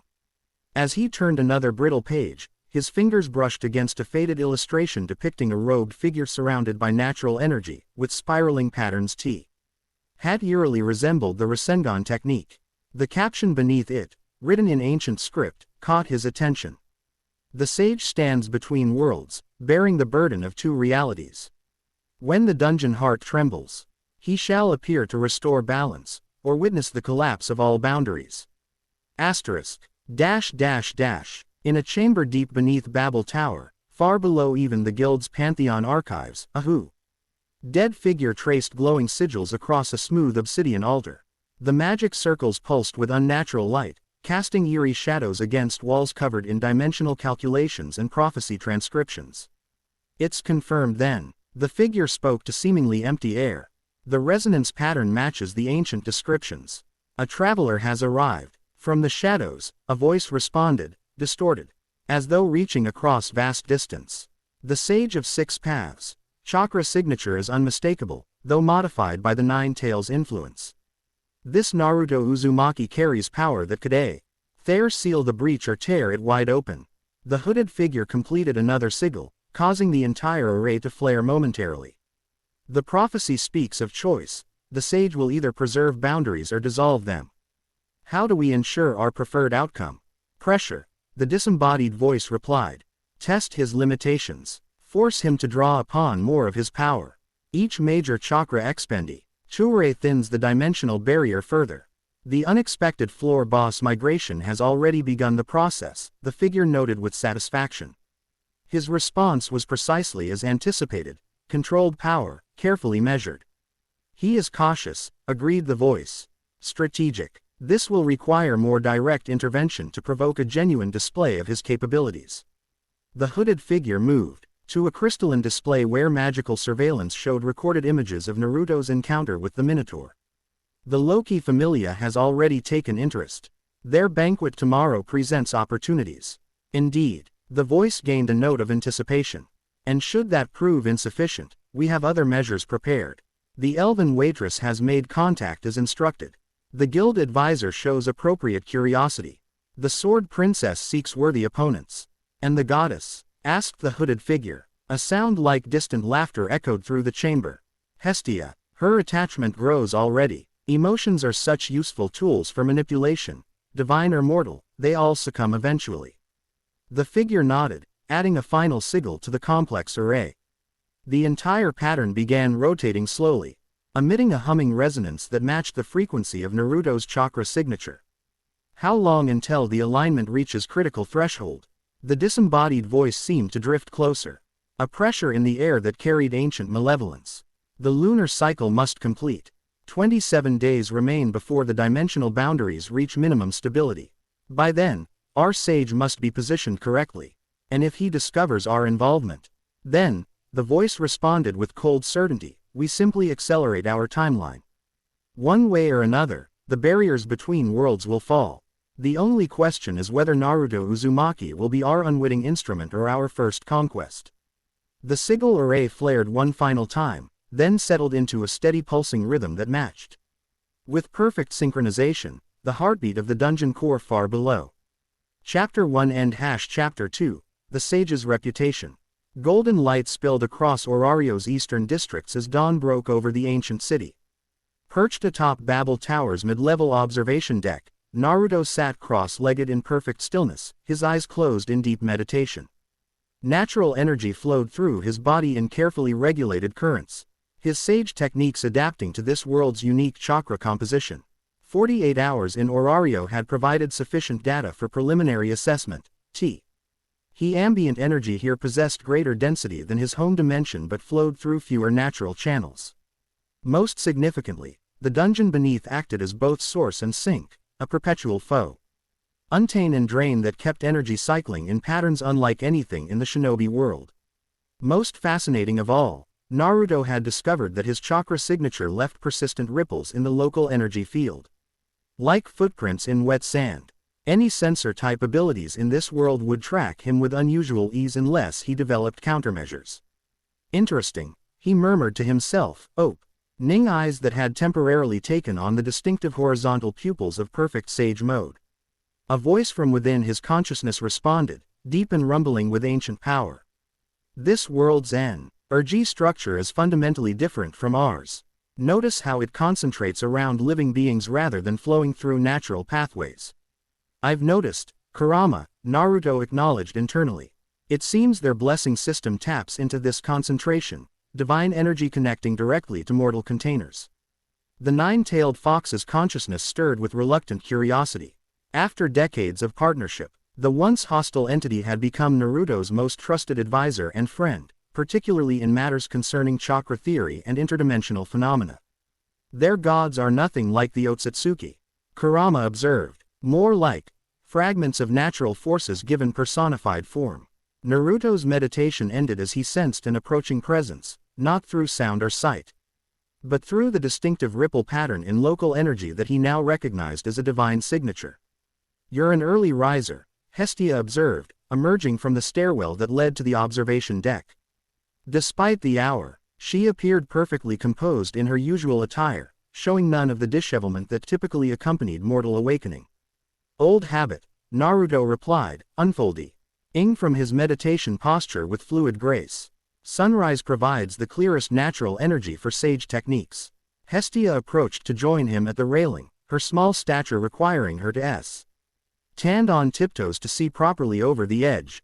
From this vantage point, Orario spread before them in concentric rings of architecture, from ancient structures near the central tower to newer districts at the outer walls. Belle is already preparing for the banquet tonight, she mentioned, a hint of amusement coloring her tone. He's quite excited about visiting Loki Familia's home, particularly the possibility of seeing Ace Wallenstein again. Naruto smiled slightly. I noticed his reaction when her name was mentioned. Admiration or something more, puppy love, Hestia confirmed with a complex mixture of fondness and frustration. Though he'd die of embarrassment if you mentioned it directly. She hesitated, then added, I should warn you that tonight's gathering will be politically complicated. Most social functions are, Naruto replied with the easy confidence of someone who had navigated thousands of diplomatic scenarios. Especially those involving powerful factions. It's not just that, Hestia clarified, turning to face him directly. Loki isn't the only deity who's taken interest in you. Word reached me this morning that Freya herself was asking questions about Orario's mysterious SSS-Rank adventurer. The name clearly carried significance beyond Naruto's current knowledge. Freya, goddess of beauty, love, and desire, Hestia explained, her expression darkening. And leader of the most powerful familia in Orario. When Freya wants something, she typically gets it, by charm, manipulation, or force. I see, Naruto replied thoughtfully. And you believe I'm a target of her interest? Hestia's laugh held little humor. Freya collects exceptional souls like trophies, Naruto. An SSS-Rank adventurer with abilities outside our system. You might as well have painted a target on your back. Before Naruto could respond, a commotion rose from the tower's main entrance below. Shouts, running footsteps, and the distinctive clanging of guild alarm bells. Naruto and Hestia moved to the railing's edge, looking down to see adventurers rushing toward Babel's main gates, many still fastening armor or readying weapons. Something's happening in the dungeon, Hestia murmured, her divine senses clearly picking up details beyond normal perception. A collapse on the middle floors. Adventurers trapped. Naruto was already calculating response options. Emergency rescue operations. Hestia nodded grimly. The guild will be mobilizing recovery teams, but if adventurers are trapped deep enough. She left the implication hanging. Decision made. Naruto formed a familiar hand seal. I'll assist. My shadow clones can search multiple areas simultaneously. Wait. Hestia caught his arm. You can't just. But Naruto had already leapt over the railing, dropping the 30-meter distance with chakra-controlled precision to land in a perfect crouch that barely disturbed the dust beneath his feet. Startled adventurers scattered momentarily before continuing their rush toward the dungeon entrance. Hestia's voice reached him from above, carrying the unmistakable tone of divine command. At least wait for Bell. And try not to reveal too many abilities at once. Naruto acknowledged her concern with a brief wave before entering Babel's grand entrance, navigating swiftly through corridors suddenly alive with emergency activity. Guild officials directed traffic with practiced efficiency, separating adventurers by level and capability. Upper-level adventurers to Station 3, shouted a harried guild employee. Middle floor's rescue operation. Level 2s and 3s to support positions only. Following the flow of higher-level adventurers, Naruto found himself at a staging area where a familiar half-elven figure was briefing a response team. Floor 24 experienced a major structural collapse, Ainatul explained, her professional demeanor firmly in place despite the emergency. Reports indicate at least 15 adventurers trapped, including members of Hestia Familia's exploration party. Standard rescue protocols are in effect, but... She paused, noticing Naruto among the gathered adventurers. Something like relief flickered across her features before professional composure reasserted itself. Naruto Uzumaki, she acknowledged with a slight nod. I was about to send someone to locate you. Your unique abilities might be particularly valuable in this situation. The assembled adventurers turned toward him with expressions ranging from curiosity to skepticism. Naruto recognized the inherent challenge in the situation. Establishing credibility without revealing too much too quickly. I can help with search and rescue, he offered simply. My techniques allow me to cover more ground than conventional methods. A muscular, wolf-featured adventurer scoffed audibly, the same silver-haired Hestia Familia member from the tavern. We don't have time for untested rookies, no matter what fancy classification the guild handed out. Bet, Aina reprimanded sharply. This is no time for familia rivalries. The reports indicate your own comrades are among those trapped. The wolf man, Bet, bristled but fell silent, though his hostile glare remained fixed on Naruto. The collapse affected multiple connecting chambers, Aina continued, turning back to the assembled rescue teams. Normal communication crystals aren't functioning in the affected areas, suggesting unusual magical interference. Priority is locating survivors and stabilizing escape routes. A tall, green-haired elf in elegant mage's attire stepped forward. My magic can reinforce unstable structures temporarily, but I'll need escorts familiar with architectural assessment. Riveria, Aina acknowledged with evident relief. Thank you. I'll pair you with guild structural specialists. Naruto listened attentively, building a mental model of both the situation and the organizational hierarchy at work. When Aina finished the briefing, he approached her directly. I have an ability that could significantly accelerate the search, he explained quietly. But it might appear unusual to those unfamiliar with my techniques. Aina's intelligent eyes studied him with analytical precision. More unusual than what you demonstrated at the guild. Potentially more practical, Naruto replied with a slight smile. She nodded decisively. At this point, results matter more than protocol. Do what you need to do. As the rescue teams organized into their assigned groups, a breathless Belle Crenelle arrived, equipped for dungeon exploration and clearly having run the entire way from the church. Naruto. Lady Hestia said he began, before taking in the emergency activity around them.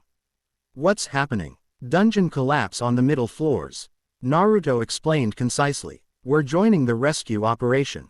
Belle's expression shifted immediately from confusion to determination. What can I do to help? Stay with me, Naruto instructed. Your knowledge of dungeon geography will be valuable.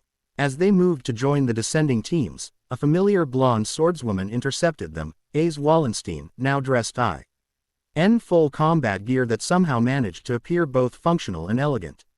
Up close, Naruto noticed details he had missed in their previous brief encounter, the exceptional balance in her stance, the worn grip of her sword indicating thousands of hours of practice, and most tellingly, eyes that carried the unmistakable focus of someone who had dedicated their life to mastering a single purpose. Hestia Familia, she greeted with formal brevity. You're joining the rescue operation. Yes, Naruto confirmed simply. My abilities are well suited for search and extraction. Something like professional curiosity flickered across her otherwise composed features. 3 of our forward scouts are among the missing. If you locate Loki Familia members, we'll prioritize extraction regardless of Familia affiliation, Naruto assured her. A barely perceptible tension eased from her shoulders. Thank you. She hesitated, then added with surprising directness, your technique against the Minotaur. I've never seen anything similar. We can discuss combat methods after the rescue operation, Naruto suggested diplomatically. Ace accepted this with a slight nod before returning to her team, where the green-haired elven mage appeared to be organizing a strategic approach. As rescue teams began their descent into the dungeon, Belle provided quiet commentary on the areas they passed, standard routes, typical monster populations, and architectural features. By the time they reached the 15th floor, the dungeon's nature had changed significantly, wider chambers, different mineral formations, and noticeably stronger ambient magic. This is where the dungeon starts getting truly dangerous, Belle explained as they passed a guild checkpoint staffed by serious-faced officials. Beyond this point, even high-level adventurers travel in parties. Naruto absorbed this information while observing the increasing tension among rescue personnel. By the 20th floor, signs of the disaster became apparent. Trembling support columns, fresh cracks in chamber ceilings, and a distinctive acrid scent that Belle identified as dungeon distress. It smells like this when the dungeon structure is compromised, he explained. Some adventurers believe it's the dungeon itself expressing pain.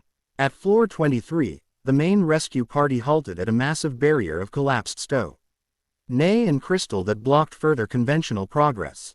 Guild specialists conferred with high-level adventurers about potential routes around the obstruction while the elven mage, Riveria, examined the structural integrity of surrounding walls. This is worse than reported, stated a dwarf-like adventurer with an impressive beard. Multiple connecting chambers have collapsed simultaneously. It'll take days to clear this through conventional methods. Aina turned to Naruto with an expectant expression. If you have an alternative approach, now would be the time. All eyes turned toward him, including Ace and several other Loki Familia members who had been watching him with barely concealed curiosity since their descent began. Naruto stepped forward, mentally calculating the most effective demonstration that would achieve rescue objectives while maintaining appropriate strategic concealment of his full capabilities. I need a detailed map of the affected area, he requested. The more specific, the better. A guild cartographer unrolled a comprehensive diagram of the middle floors, indicating the known collapse points and probable locations of trapped adventurer parties. Naruto studied it briefly, committing key details to memory. Belle, please explain to everyone what they're about to see so there's no alarm. Belle looked momentarily confused before understanding dawned. Oh, the shadow clones. Right. He turned to the assembled rescuers. Naruto can create physical duplicates of himself that can act independently. It's not an illusion. They're solid and can interact with the environment. This announcement was met with skepticism from most of the adventurers, though Aina and Ace both leaned forward with intellectual curiosity. Without further preamble, Naruto formed the hand seal and announced, Shadow Clone Jutsu. With a series of smoke puffs that quickly dissipated in the dungeon's air currents, 20 perfect duplicates of Naruto materialized in the chamber. Each clone was physically identical, down to the smallest detail of clothing and equipment. The assembled adventurers and guild personnel reacted with varying degrees of shock. Several shed for weapons instinctively before restraining themselves. As Bell explained, Naruto stated calmly, "These are physical duplicates, not illusions. Each can think and act independently, and when they dispel, their experiences return to me." To demonstrate, one clone stepped forward, picked up a stone from the ground, and handed it to the nearest guild official, a simple but effective demonstration of physical interaction. "Each clone will search a different section," Naruto continued, addressing his duplicates. "Priority is locating survivors and identifying potential extraction routes. Dispel if you encounter threats beyond reasonable engagement parameters or once you've completed your assigned section." The clones nodded in unison before dividing into teams of 2, each approaching different access points around the collapsed area, narrow fissures, ventilation shafts, and partially blocked corridors that would be too risky or time-consuming for conventional rescue teams. As the clones began their infiltration, Naruto turned to the still-stunned rescue party. "Now we wait. As each clone completes its search, I'll receive their information instantly." "Remarkable," murmured Riveria, the elven mage studying him with renewed interest.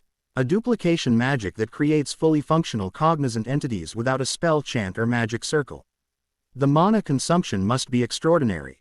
"It's not exactly magic," Naruto corrected gently. "But yes, the energy requirements are substantial."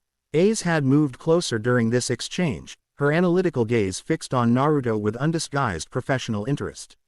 "Could these duplicates engage in combat if necessary?" "They can," Naruto confirmed, "though they dispel if they sustain significant damage." Before further discussion could develop, Naruto received the first information burst as a clone dispelled, a mental flash of narrow passages, unstable crystal formations, and most importantly, 3 trapped adventurers in a partially collapsed chamber 200 meters east of their position. "First group located," Naruto announced, his tone shifting to efficient command mode.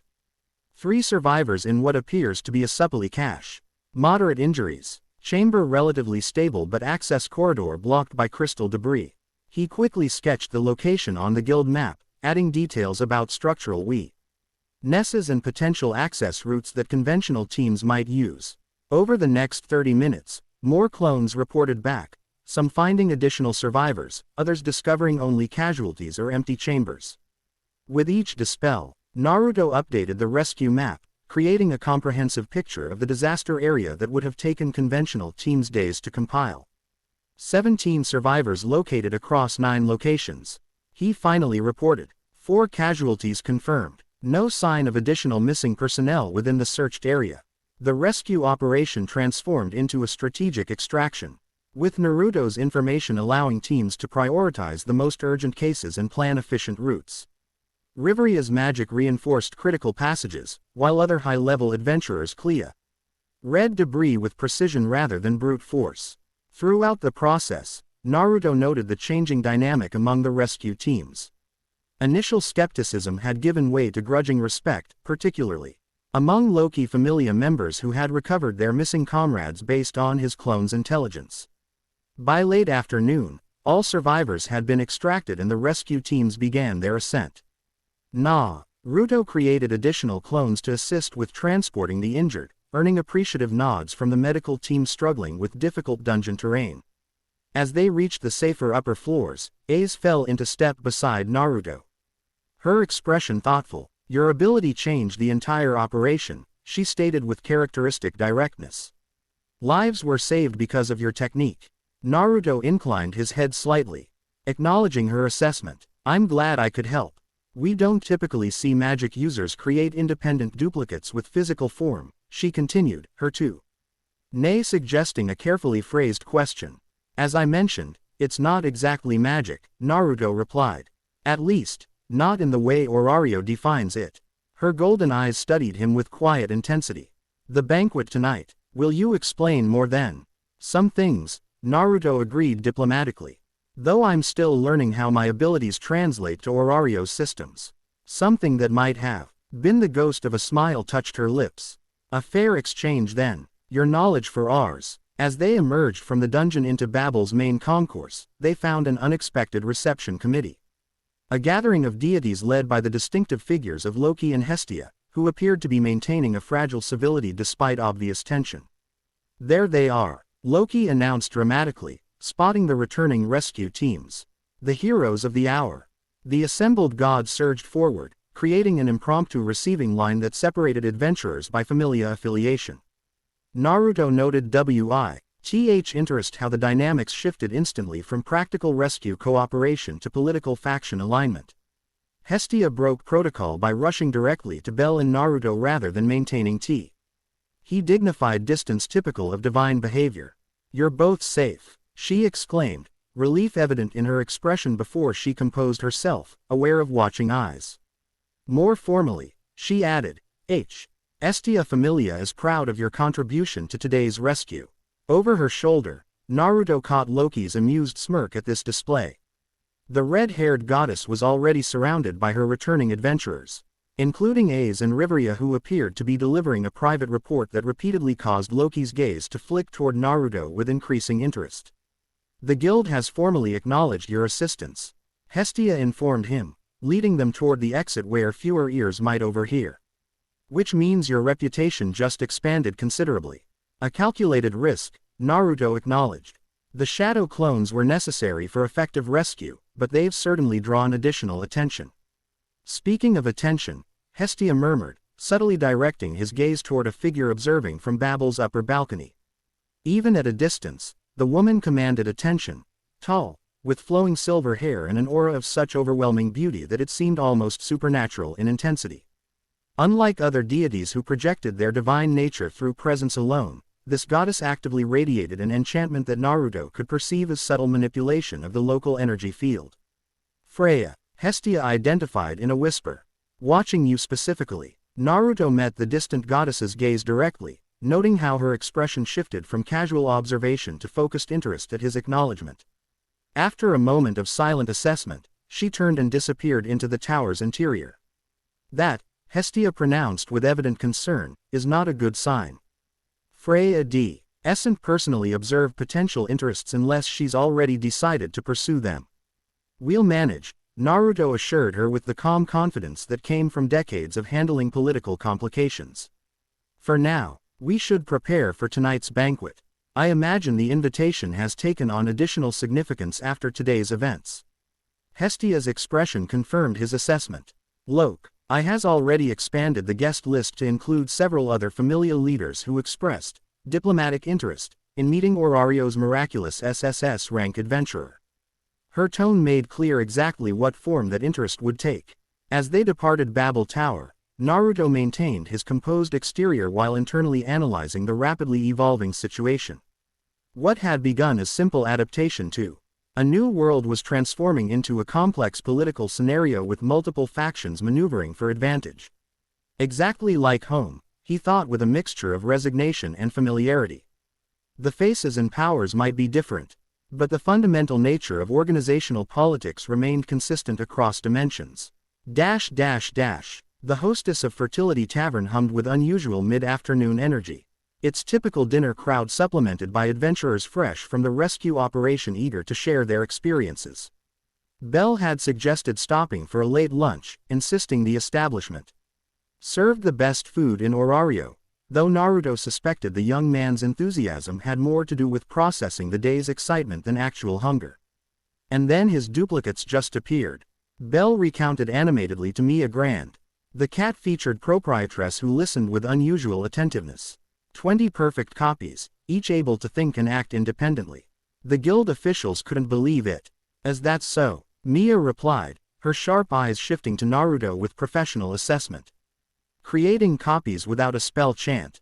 Interesting technique, Mr. SSS-Rank. Naruto ACC. EPTED the scrutiny with good-natured patience, having recognized during their previous visit that Mia, like many in this establishment, carried herself with the unmistakable poise of a veteran combatant. The technique has practical applications beyond combat, he explained modestly. Search and rescue seemed an appropriate use. Humility, observed a cool voice from behind them. Refreshing in one receiving such attention. Ryuu Lion approached their table, carrying a tray of drinks with effortless grace. Unlike their previous encounter, something in her demeanor had shifted, the professional distance remained. But beneath it lay a subtle current of genuine curiosity. We heard about the rescue operation, she continued, setting down their beverages with precision. 17 lives saved through unconventional methods. The guild is still buzzing about it. News travels fast, Naruto commented, studying her with renewed interest. Despite her waitress attire, he again noted the telltale signs of combat readiness, the balanced stance, the calloused hands momentarily visible beneath pristine white gloves, the constant environmental awareness that no civilian service role would require. Information is currency in Orario, Ryuu replied simply. Particularly concerning someone who defies conventional classification. Bell, seemingly oblivious to the subtle currents flowing beneath this exchange, enthusiastically launched into a detailed account of the rescue operation. Naruto allowed the young man to carry the conversation, using the opportunity to observe how Ryuu received the information, noting which details caused the minute shifts in her expression that betrayed greater interest. Your shadow duplicates found the missing Loki Familia scouts, Bell continued, and then Riveria-sama used her magic to reinforce the extraction tunnel while. And how did Loki Familia respond to this assistance? Ryuu interrupted, her question directed at Naruto rather than Bell. Professionally, Naruto answered, in crisis situations, Familia distinctions become secondary to mission objectives. Something that might have been approval flickered across her features. A perspective not all adventurers share. She hesitated briefly before adding, did you visit the archives as suggested? The direct reference to their previous conversation's subtext confirmed Naruto's suspicion that her recommendation had been more than casual advice. We found several interesting historical references, he acknowledged, watching her reaction carefully. Particularly regarding dimensional phenomena and unusual energy manifestations. A nearly imperceptible tension eased from her shoulders. History often provides context for present circumstances. She glanced toward the tavern entrance, where new customers were arriving. I should return to my duties. Perhaps we could continue this discussion when my shift ends. The invitation was unexpected but potentially valuable. I'd appreciate that, Naruto agreed. Though I have a commitment this evening. Loki's banquet, Ryuu stated, confirming she was well informed about his schedule. Tomorrow, then, midday, at the West Garden Pavilion near the city walls. Without waiting for confirmation, she departed to attend to other tables, leaving Naruto to consider the implications of her interest. That was strange, Bell observed after she was out of earshot. Ryu-san rarely initiates conversations with customers, let alone suggests meetings outside the tavern. She knows something, Naruto concluded, filing away his development alongside the growing list of Orario figures showing particular interest in his situation. Their meal concluded without further unusual encounters, though Naruto noticed the tavern's fair waitresses observing him with varying degrees of subtlety. By the time they departed, he had identified at least 3 additional former adventurers among the staff, each demonstrating the distinctive movement patterns of different combat disciplines. The hostess employs an unusual number of retired combat specialists, Naruto observed as they walked back toward Hestia's church. Bell nodded eagerly. They say Mia only hires former adventurers who've left Familia service. There are rumors about why they retired. Some say tragedy, others say they broke Familia rules. Nobody knows for certain, except maybe Mia herself. This pattern of former adventurers gathering under civilian cover intrigued Naruto. It suggested a support structure for those who had left the conventional path, a concept familiar from shinobi villages, where retired or injured ninja often found alternative service roles. As they approached the church, Bell's expression grew hesitant. Naruto-san, about tonight's banquet. You're nervous, Naruto observed with gentle accuracy. Bell's shoulders slumped slightly. It's just, Loki Familia's home is famous for its grandeur. High-level adventurers from multiple familias will be attending. And I'm still just a beginner. Naruto considered the young man thoughtfully. Despite his brief time in Orario, he had already recognized Bell's unusual potential. Natural combat intuition paired with genuine determination that reminded him of his own early days. In my experience, Naruto offered, gatherings like these aren't about current status. They're opportunities to observe, learn, and form connections that shape future growth. He smiled slightly. Besides, you've already faced monsters in the dungeon. How much more intimidating can a dinner party be? Bell's expression brightened at this perspective. You're right, and having you and Lady Hestia there makes it less daunting. I'll focus on learning from the experience. As they entered the church, they found Hestia surrounded by parcels and clothing, the results of apparently frantic shopping during their absence. Finally, she exclaimed, looking up from unwrapping an elegant fabric bundle. We have barely 2 hours before the banquet, and neither of you has appropriate attire. The next hour dissolved into surprisingly domestic chaos as Hestia insisted on proper fitting and presentation, particularly for Naruto, whom she declared the principal diplomatic representative of their familia tonight. First impressions in divine social circles last centuries, she explained while critically assessing a formal jacket against Naruto's shoulders. Like it or not, you've become the face of Hestia Familia after today's rescue operation.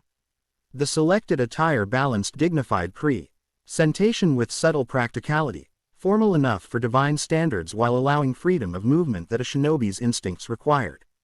The deep blue jacket with silver accents complemented by charcoal trousers struck an effective balance between sophistication and restraint.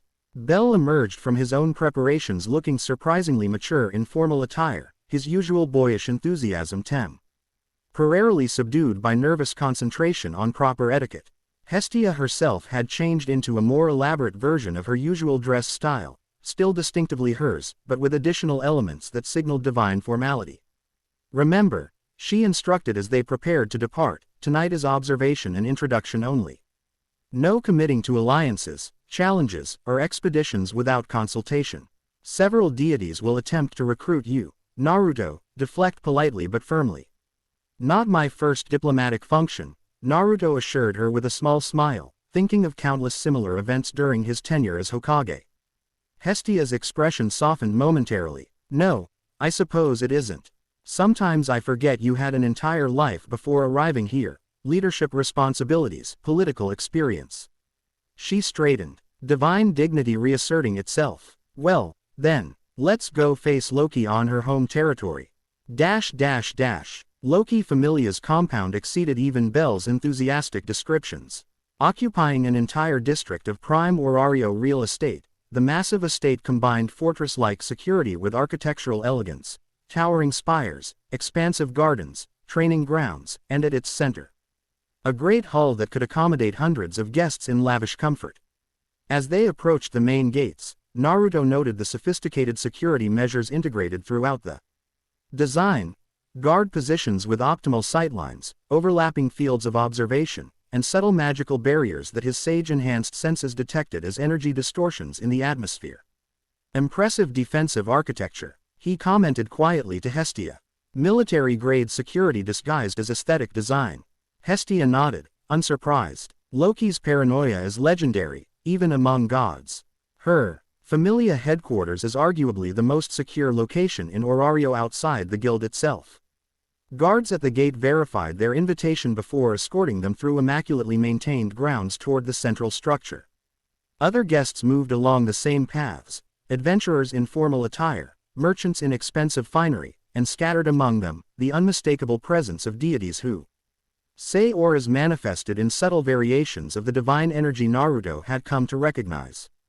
Their arrival at the Great Hall coincided with a momentary lull in conversation, a ripple of awareness spreading through the assembled guests as heads turned toward the newly famous SSS-Rank adventurer.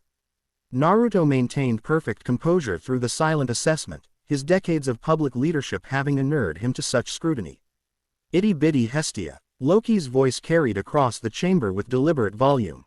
The red-haired goddess appeared through the crowd, dressed in an elaborate suit She somehow managed to be both formal and rakish simultaneously. Right on time. And with your mysterious adventurer, of course.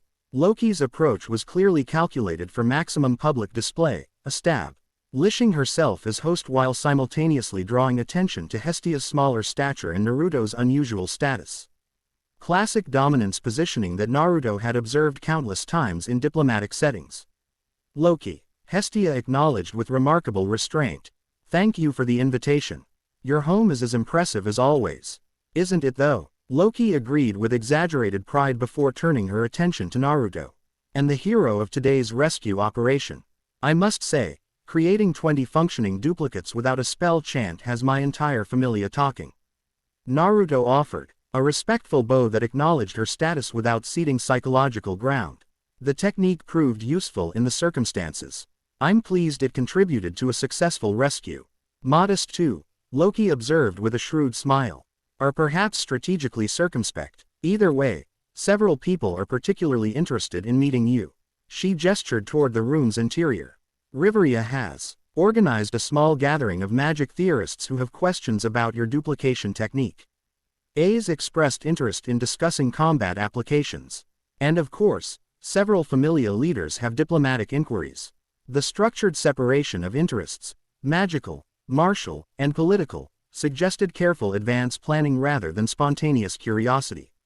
I'll be happy to discuss these topics as appropriate. Naruto replied diplomatically, though some aspects of my abilities translate poorly to Orario's magical frameworks. Loki's eyes gleamed with undisguised interest.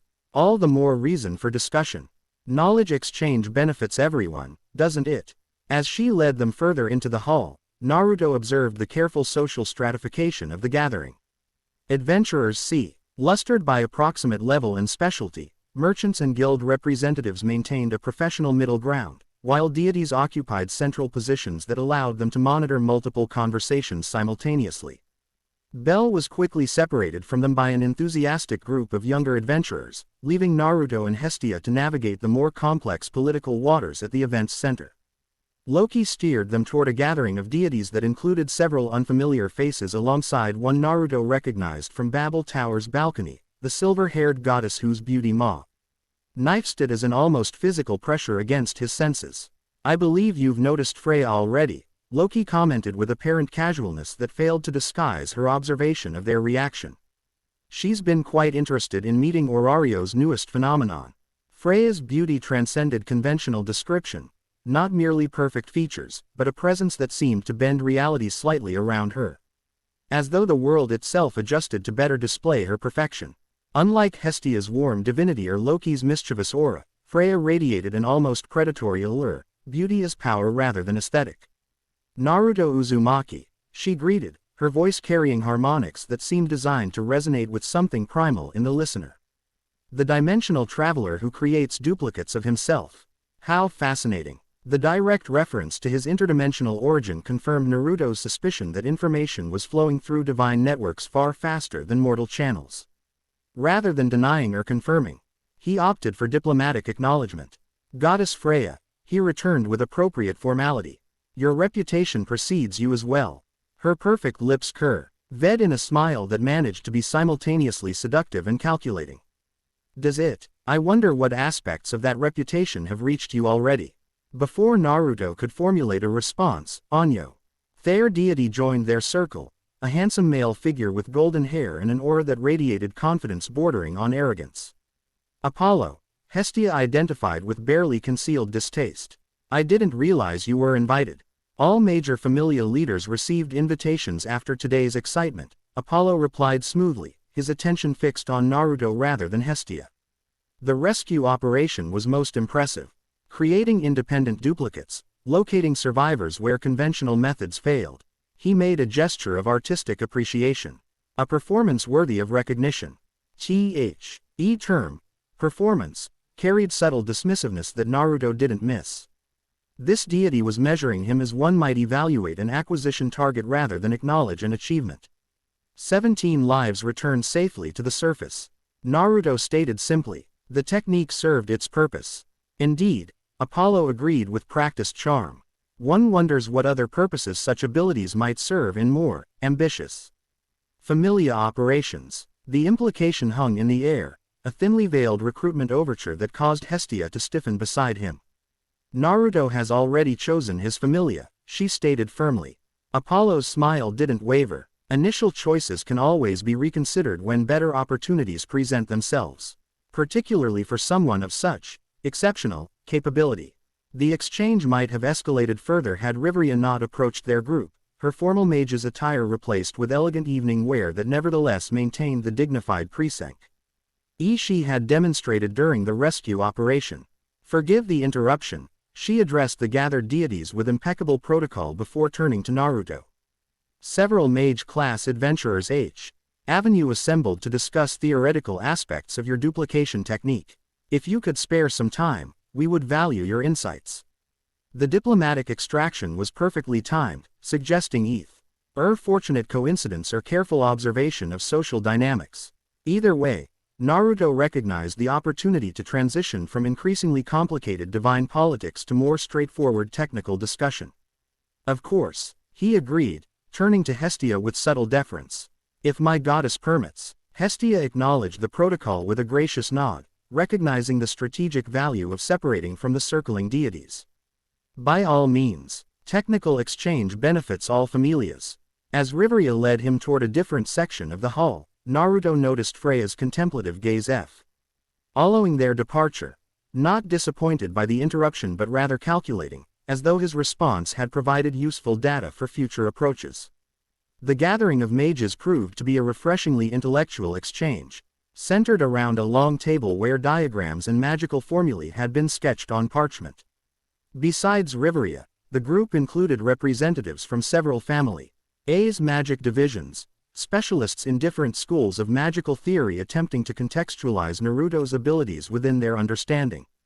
The fundamental question, began a scholarly human age with spectacles and meticulously groomed beard, is whether your duplication technique creates genuine consciousness in each copy, or merely distributes your original consciousness across multiple vessels. The question reflected sophisticated understanding of magical theory that paralleled some of the more esoteric chakra research from Naruto's world. Each clone possesses independent consciousness capable of unique decisions, Naruto explained, while maintaining connection to the original.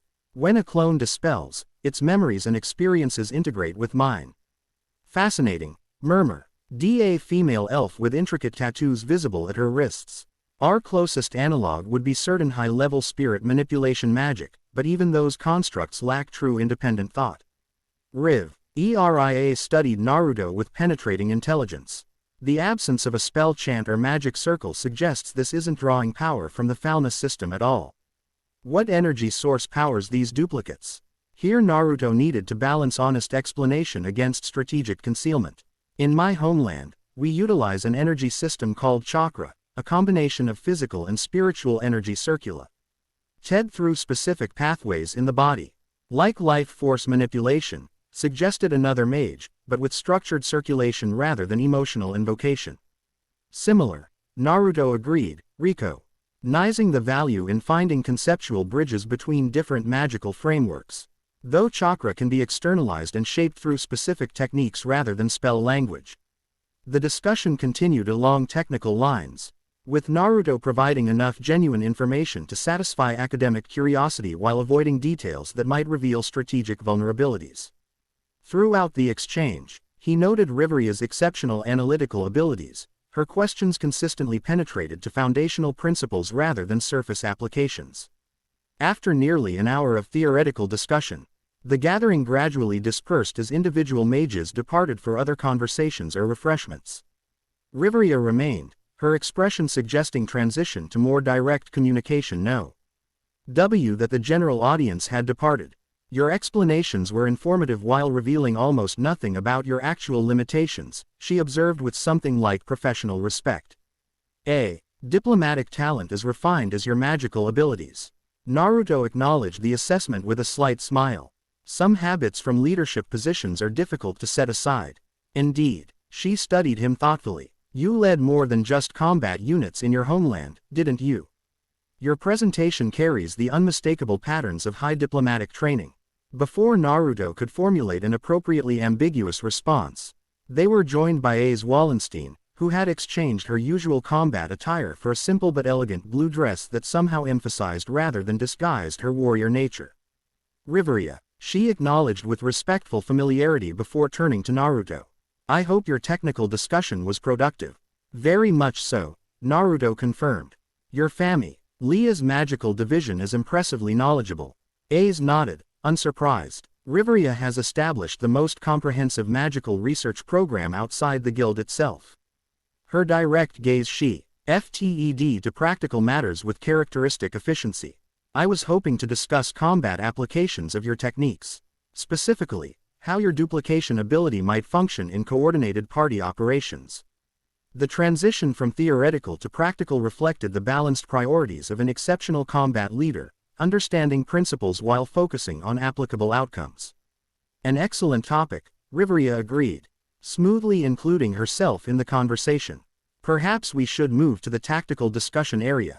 Finn has assembled several strategic specialists who would value such insights. Their path through the Great Hall revealed the evolving social dynamics of the gathering. Bell had found himself in conversation with several younger Loki Familia members, appearing simultaneously nervous and excited at their inclusion. Hestia remained engaged with the divine contingent, maintaining diplomatic poise despite obvious tension with Apollo, who continued hovering nearby with poorly concealed interest. The tactical discussion area proved to be a separate chamber adjoining the main hall, where maps and strategic diagrams had been arranged on multiple tables. Several serious-faced adventurers clustered around these displays, including a diminutive but commanding figure whom Naruto immediately identified as a leadership presence based on how others oriented toward him. Finn Diemni, Riveria introduced, confirming Naruto's assessment. Captain of Loki Familia and strategist without equal in Orario. The Palom nodded in acknowledgement, his expression reflecting careful assessment. Naruto Uzumaki, your rescue operation strategy today was impressively efficient. 20 independent search units operating simultaneously changes conventional response protocols entirely. The discussion that followed focused on practical dungeon tactics, how shadow clones might function in different exploratory contexts, their vulnerability thresholds, communication capabilities, and strategic applications. Throughout the exchange, Naruto noted the exceptional quality of questions, reflecting battle-tested experience rather than theoretical speculation. Ace participated with focused interest. Her questions specifically addressing combat applications, how clones might function as diversionary elements, their effectiveness against different monster types, and coordination techniques for maximum tactical advantage. Your duplicates retain your combat capabilities. She inquired during a discussion of frontline applications. They possess the same techniques and knowledge, Naruto confirmed, though at somewhat reduced power levels compared to the original. Finn's thumb brushed thoughtfully across his chin, a gesture Naruto had observed several times during their conversation, apparently indicating active strategic calculation. Even at reduced capacity, the tactical implications are revolutionary, the Palom observed. Traditional dungeon formations. Assume one adventurer equals one combat unit. Your ability fundamentally changes that equation. The discussion continued along these lines, gradually attracting additional participants as word spread through the gathering. Naruto maintained diplomatic engagement while carefully limiting technical details, providing enough practical information to demonstrate cooperative spirit without revealing capabilities best kept in reserve. As the tactical discussion eventually wound down, Ace approached Naruto directly while others dispersed toward refreshments. Would you consider a practical demonstration sometime? She inquired with characteristic directness. Combat theories benefit from application testing. The invitation represented both professional interest and strategic reconnaissance, a fact Naruto recognized without taking offense, as it matched exactly how he would approach an unknown capability in his own world. I'd welcome that, he agreed. Exchange of techniques benefits both parties. Something that might have been satisfaction flickered across her typically composed features. Tomorrow afternoon, the training grounds behind Babel Tower offer suitable privacy for experimental techniques. After midday, Naruto specified, recalling his prior commitment with Ryuu. Shall we say third bell? Their arrangement concluded, Ace was called away by other Familia members, leaving Naruto momentarily alone as he navigated back toward the main gathering. His path took him through a quieter corridor where display cases showcased Loki Familia achievements, monster crystals of unusual size, weapons of historical significance, maps of newly discovered dungeon areas. Impressive collection, observed a voice from a shadowed alcove. Though perhaps lacking certain aesthetic refinement, Freya emerged into the corridor's light, her movement possessing an almost hypnotic quality, deliberate yet fluid, commanding attention without apparent effort. Unlike their earlier interactions surrounded by other deities, this encounter carried the unmistakable energy of planned isolation.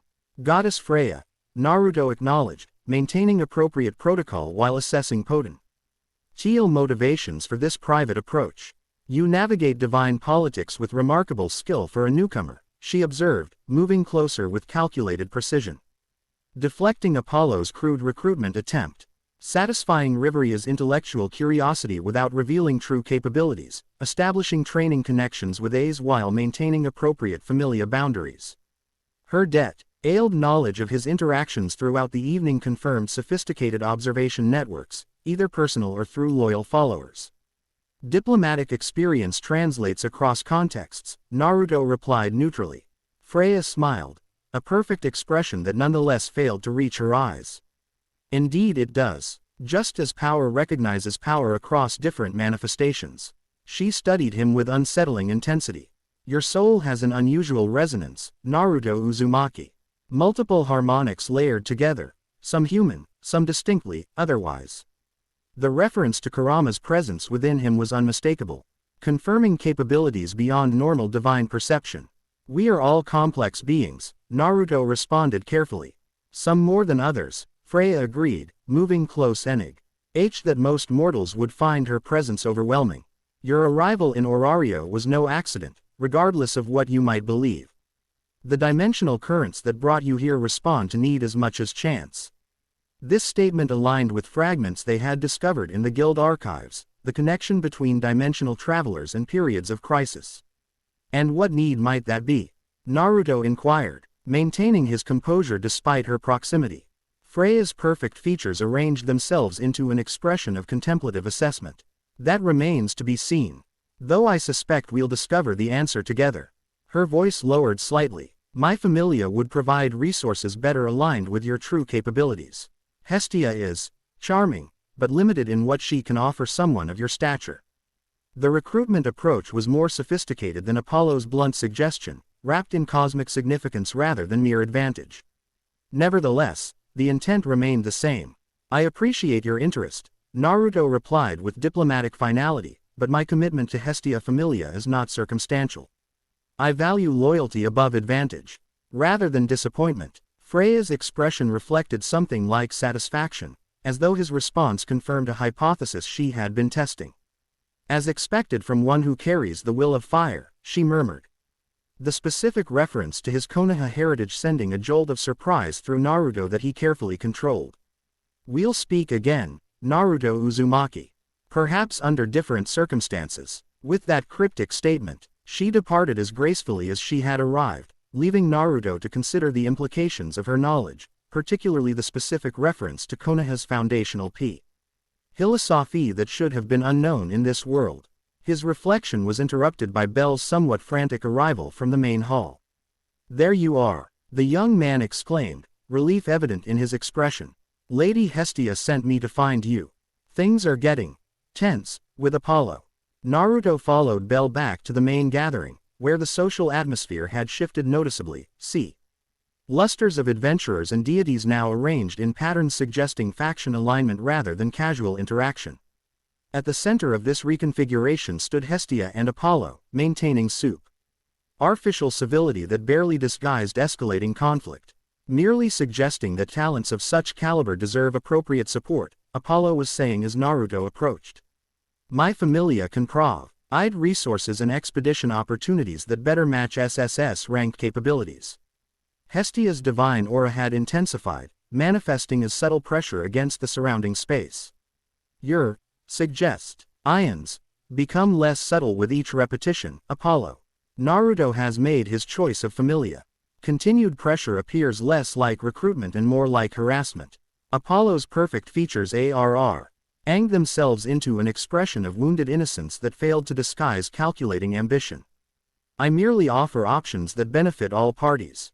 Surely allowing your adventurer to consider natives demonstrates confidence rather than insecurity.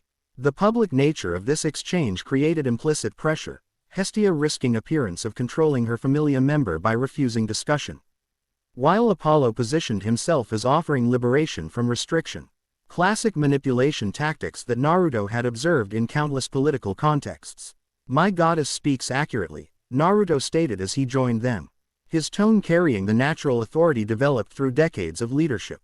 "My commitment to Hestia Familia reflects considered choice rather than circumstantial convenience." Apollo's expression hardened momentarily before diplomatic veneer reasserted itself. Admirable loyalty. Though one wonders how informed such choice can be when made within days of arriving in Orario. "Some decisions require less deliberation than others," Naruto replied evenly, particularly when character evidence presents itself so clearly. The implicit comparison between Hestia's immediate assistance and Apollo's opportunistic recruitment attempt wasn't lost on the observing audience, many of whom exchanged knowing glances at this diplomatic counter. Apollo maintained his composure, though a flicker of calculation crossed his features. Character evidence indeed. Time reveals true natures more reliably than initial impressions. He offered a formal bow that somehow nagged to convey dismissal rather than respect. "We'll continue this discussion another time, perhaps, when circumstances have evolved to reveal new perspectives." As Apollo withdrew, Loki approached with the exaggerated casualness that poorly disguised her enjoyment of the exchange. My, she observed with theatrical concern. "Apollo seems unusually persistent in his interest. One MIG/HT almost suspect he's planning something beyond simple recruitment." Hestia's expression suggested she shared this assessment. "Apollo rarely accepts rejection gracefully. We should prepare for less diplomatic approaches." Loki's perpetual smirk widened slightly. Familia politics becoming interesting again. It's been too long since someone properly challenged that pompous sun god's assumptions. She focused on Naruto with renewed interest. "Though I wonder if he fully appreciates what he's potentially provoking. Something tells me our SSS-Rank visitor has experience with more complex ICTs than Orario's usual Familia skirmishes." The remainder of the evening proceeded without further direct confrontation, though Naruto noted subtle shifts in social dynamics, adventurers and deities recalculating allegiances and interests based on the public exchange with Apollo. Most significantly, several previously neutral parties made points of speaking with Hestia, establishing connections that might prove valuable if conflict escalated. By the time they departed Loki's estate, the political landscape had shifted noticeably from when they arrived. Hestia Familia no longer viewed merely as an insignificant group with an unusual member, but as potential players in Orario's complex Familia ecosystem. "Well," Hestia commented as they walked back through nighttime streets, "that was simultaneously better and worse than expected." Bell looked confused. "Better." Apollo practically threatened us publicly. "Better," Hestia confirmed, because several neutral familias made contact afterward. Takemikazuki, Mayak, even Hephaestus sent representatives to express support. Apollo's heavy-handedness created sympathy for our position. "And worse?" Naruto inquired, though he had already formed his own assessment. Hestia's expression grew serious. "Apollo doesn't issue empty threats. His familia is significantly larger than ours, with multiple high-level adventurers. If he decides to pursue this beyond recruitment." She left the implication hanging. "There are protocols for familia conflicts," Naruto observed. "Formalized rather than arbitrary." Hestia nodded, impressed by his quick grasp of Orario's structure. "War games are the traditional approach, regulated contests between familias with terms established beforehand. They prevent conflicts from endangering civilian Res while allowing disputes to resolve through competition rather than unrestricted combat." "Like the Chunin exams," Naruto murmured, drawing parallels to his world-structured competition between ninja villages. "If Apollo challenges us to a war game," Bell pointed out with practical concern, "we'd be at a severe numerical disadvantage. Hestia Familia has only 3 members against their dozens. Quality sometimes outweighs quantity," Naruto replied thoughtfully. "Though preparation remains essential regardless of relative strength." Hestia studied him with renewed appreciation. "You've handled similar situations before, haven't you? Political challenges backed by military threat." Naruto smiled slightly, memories of countless diplomatic negotiations during his Hokage tenure surfacing briefly. "Different context, similar principles. Strength demonstrated judiciously often prevents conflict more effectively than strength concealed. As they reached the church that served as their home, Bell yawned expansively before looking embarrassed at his body's betrayal of exhaustion. Sorry, he apologized. It's been an intense day. Get some rest, Hestia instructed kindly. 2. Tomorrow may bring new challenges requiring fresh perspective. After Bell retired to his quarters, Hestia and Naruto remained in the church's small kitchen area, the goddess preparing tea with practic movements that suggested she valued the ritual despite not requiring mortal sustenance. Freya spoke with you privately, she observed, placing a steaming cup before him. Not a question, but conference. Emanation of divine awareness beyond normal perception. Naruto accepted the tea with appreciation. She has unusual knowledge of my origins. Specific details that weren't included in guild registration or public demonstration. Hestia's expression darkened slightly. Freya's information networks extend beyond mortal limitations. Some say she can read souls directly, seeing past experiences imprinted on a person's essence. She referenced the will of fire, Naruto noted, watching Hestia's reaction carefully. A specific philosophical principle from my village that shouldn't be known here. Goddess's cup paused halfway to her lips. That is, concerning. Even I wouldn't know such details without you sharing them. She set the cup down with deliberate control. Did she attempt recruitment as well? More subtly than Apollo, but yes. Hestia nodded, unsurprised. Her approach would be more sophisticated, cosmic significance rather than mere advantage. Freya collects exceptional souls like artistic masterpieces, each chosen for specific qualities that fascinate her. And Apollo, simpler motivation, Hestia replied with faint contempt.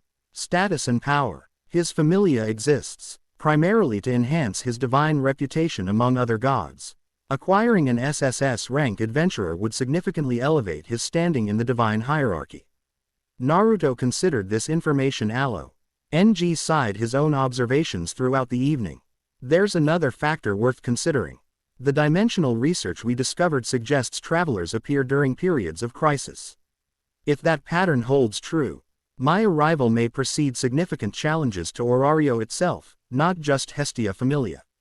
The implication hung between them, that divine maneuvering for advantage might be occurring augai. NST a backdrop of larger threats neither faction fully appreciated. We should accelerate our investigation of these dimensional records, Hestia agreed after a thoughtful pause. While simultaneously, why preparing for more immediate challenges from Apollo? I have a meeting tomorrow that might provide additional information, Naruto mentioned. The elven waitress from the hostess of fertility Ryuu ested a conversation that seemed connected to our archival research. Hestia's expression reflected surprise followed by calculation. Ryuu lion approaching you directly. That's unexpected. Rely involves herself in current familia matters. You know her background. Not specifically, Hestia admitted. Gods respect certain boundaries around trauma. What I know is that she was once among the most promising adventurers in Hestia Familia before something happened, something that left her the sole survivor. She disappeared for a time, then resurfaced as a waitress, deliberately distanced from adventurer society. This aligned with Naruto's professional assessment of contained trauma beneath disciplined exterior, a pattern he had observed in countless shinobi who had experienced profound loss yet continued functioning. I also agreed to a training demonstration with Ace Wallenstein tomorrow afternoon, Naruto added, completing his disclosure of commitments. Hestia's eyebrows rose slightly. You'll have a busy day of information gathering. Ryu's perspective would provide historical context, while Ace might offer current insight into dungeon abnormalities. She tapped her fingers thoughtfully against her teacup. Meanwhile, I'll contact Mayak and Takemikazuki to discuss mutual support arrangements should Apollo escalate beyond verbal challenges. The practical divisi of responsibilities reflected natural leadership coordination, each focusing on areas of comparative advantage toward shared objectives. We should also consider expansion, Naruto suggested. Bell mentioned that several adventurers had expressed interest in joining Hestia Familia after the rescue operation. Hestia nodded thoughtfully. Our improved standing makes recruitment viable now. We should be selective, quality of character over mere capability. Agreed, Naruto confirmed, familiar with this principle from his own leadership experience. Team cohesion depends more on shared values than individual power. Their strategic discussion continued until well past midnight, covering contingency planning, resource allocation, and intelligence gathering priorities. Throughout the exchange, Naruto found himself appreciating Hestia's practical insight beneath her sometimes childlike exterior, divine wisdom manifesting through surprisingly grounded perspective. As they finally prepared to retire for the night, Hestia paused at the kitchen doorway, her expression shifting to something more vulnerable than her usual divine confidence. "Thank you," she said simply. "For seeing my familia despite more advantageous options. For seeing value in what we're building here, however modest it might seem compared to Loki or Freya's establishments." Naruto recognized the genuine emotion behind her words, a goddess who had experienced rejection and limitation expressing authentic appreciation for loyalty rather than mere allegiance. "Where I come from," he replied with equal sincerity. "We believe the strongest bonds form not through power or advantage, but through genuine connection and shared purpose. You offered help when I was a stranger in an unknown world. That matters more than any material resource or status enhancement." Hestia's divine aura momentarily intensified, not as intimidation or authority, but as pure emotional response transcending physical expression. "The will of fire that Freya mentioned," she observed softly. "It's not just philosophy, is it? It's how you actually live. It's the foundation of everything my village stands for," Naruto confirmed. "Protection of future generations, sacrifice for common good, bonds that transcend individual interest." Hestia studied him with ancient eyes that momentarily revealed the timeless being beneath her youthful appearance. "Perhaps that's why you're here, Naruto Uzumaki. Not merely to find your way home, but to remind this world of principles some have forgotten." With that profound observation, she bid him good night, leaving Naruto to consider the implications of dimensional purpose beyond mere accident or coincidence. The Western Garden Pavilion near Orario's outer wall provided precisely the combination of public visibility and conversation privacy that diplomatic meetings required. Naruto arrived early, using the opportunity to assess the location's tactical profile while appearing to simply enjoy the cultivated beauty of the public gardens. Ryuu Lion arrived precisely at the appointed time, her waitress uniform replaced by practical civilian attire that nevertheless allowed freedom of movement that combat discipline required. Her approach demonstrated the same economy of motion Naruto had observed previously: no wasted energy, perfect awareness of sightlines and potential threat vectors. "Thank you for coming," she greeted with formal brevity, taking the seat opposite him at the small stone table. "Your invitation suggested important information," Naruto replied directly, recognizing from her demeanor that she would value efficiency over social pleasantries. Ryuu studied him with analytical precision before speaking again. "Your research in the Guild Chives focused on dimensional phenomena and interdimensional travelers. This suggests you're seeking either explanation or potential return mechanisms for your own situation." The direct acknowledgement of his dimensional displacement confirmed Naruto's suspicion that she possessed information beyond public knowledge. "You seem well informed about private research," he observed neutrally. "My NTAIN connections with certain archivists," she acknowledged without elaboration. "More importantly, I've encountered similar reference materials during my own investigations years ago." This admissee shifted the conversation from theoretical to experiential. "You've had personal experience with dimensional anomalies." Ryu's posture remained perfectly controlled, though something in her expression suggested internal calculation regarding information disclosure thresholds. "Not directly," she clarified. "But my former familia encountered evidence of dimensional disturbances in specific dungeon locations. Most notably, chambers on the 18th and 37th floors where reality appeared to thin temporarily. This aligned with fragments they had discovered in the archives, specify. See dungeon locations serving as resonance points between dimensions." "What form did these disturbances take?" Naruto inquired, careful to maintain conversational tone despite the potentially crucial information. "Perceptual anomalies initially. Adventurers seeing visions of unfamiliar landscapes, hearing voices in unknown languages." Ryu's precise description suggested first-hand observation despite her earlier disclaimer. More concerning were the physical manifestations, objects appearing from nowhere, energy discharges without identifiable sources, and in one documented case, a humanoid figure that materialized briefly before dissolving into component particles. The description matched theoretical models of failed dimensional transfer, insufficient energy maintaining cohesion across reality boundaries. The guild classified these incidents. Naruto suggested, knowing bureaucratic tendencies toward information control. Something like contained frustration flickered across Ryu's features. Classification, isolation, and ultimately denial. The official position became that these phenomena represented previously undocumented monster abilities rather than dimensional anomalies. But you believe otherwise. I know otherwise, she corrected with quiet certainty. Because several of these incidents preceded major dungeon events, monster migrations, floor boss mutations, even structural changes to established areas. Quote, the connection between dimensional thinning and dungeon instability supported the crisis traveler theory they had discovered in the archives, that dimensional visitors appeared during periods when the dungeon faced existential threats. Why share this information with me specifically? Naruto asked, though he suspected the answer. Ryu's green eyes fixed on him with uncomfortable intensity. Because your energy signature matches documented patterns from those incidents.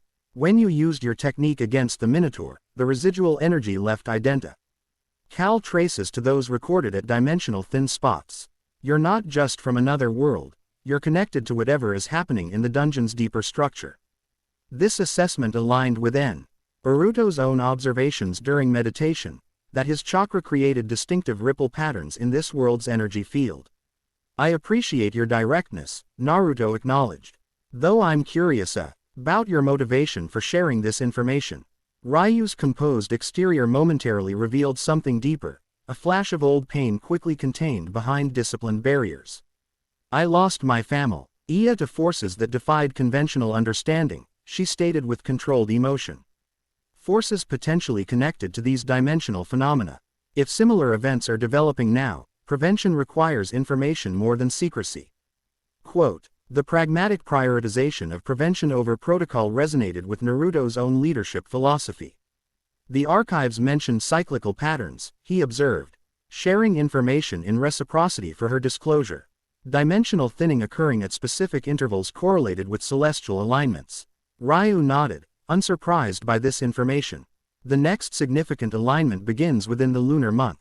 If historical patterns hold, dimensional phenomena will intensify as that date approaches. She hesitated briefly before adding, there's another factor worth considering. Certain parties within Orario have demonstrated unusual interest in these phenomena. Evolus, Naruto stated, recalling references from their archival research. Ryu's expression registered momentary surprise before professional control reasserted itself. You've found more in the archives than I anticipated. Yes, Evolus experimented with dimensional energy. Why years ago? Attempting to weaponize the barriers between worlds. Their organization was supposedly disbanded, but extremist ideologies rarely disappear completely, Naruto finished, familiar with this pattern from his own world's conflicts. Precisely. Ryu leaned forward slightly, her voice lowering despite the privacy of their location. There have been indicators of renewed activity, unusual equipment purchases, targeted recruitment of magic theorists, exploration teams focusing on specific dungeon locations historically associated with dimensional thinning. This information presented additional complexity, potential deliberate manipulation of already dangerous natural phenomena. Have you shared these concerns with guild authorities? Naruto inquired, assessing available official resources. Something like cynical resignation crossed Ryu's features. The guild prioritizes stability over investigation. Without concrete evidence beyond circumstantial patterns, they maintain their position that previous dimensional incidents were misclassified monster phenomena. Naruto considered this information alongside everything they had discovered previously. And you believe, my arrival connects to this developing situation. Historical patterns suggest dimensional travelers appear precisely when the barriers between worlds face maximum instability, Ryu confirmed. Either as cause or consequence remains unclear, but the correlation is consistent across recorded incidents. Their conversation continued for another hour, exchanging specific details about dungeon locations, documented phenomena, and historical patterns. Throughout the discussion, Naruto noted Ryu's exceptional analytical abilities beneath her reserved exterior, connecting disparate information points into coherent theory with the precision of an experienced intelligence operative. As their meeting concluded, Ryu provided a hand-drawn map identifying specific dungeon locations associated with dimensional phenomena. These areas may resonate with your energy signature. Approach with caution. Historical records suggest such resonance can trigger unpredictable effects. Naruto accepted the map with appropriate gravity. Thank you for sharing this information. Few would risk involvement in matters others prefer to ignore. Something that might have been the ghost of a smile touched Ryu's normally composed features. Some responsibilities transcend official boundaries. I suspect you understand that principle better than most. The observation demonstrated perceptive insight into his character that went beyond mere observation of his public actions. One additional matter, Ryu added as she prepared to depart. Apollo's Familia has been unusually active since last night's banquet. Increased equipment purchases, message runner deployment, surveillance position establishment around Hestia Familia territory. Preparation for formal challenge rather than mere recruitment, Naruto assessed. Ryu nodded confirmation. Apollo rarely accepts rejection. Prepare accordingly. With that final warning, she departed with the same efficient movement that characterized her arrival.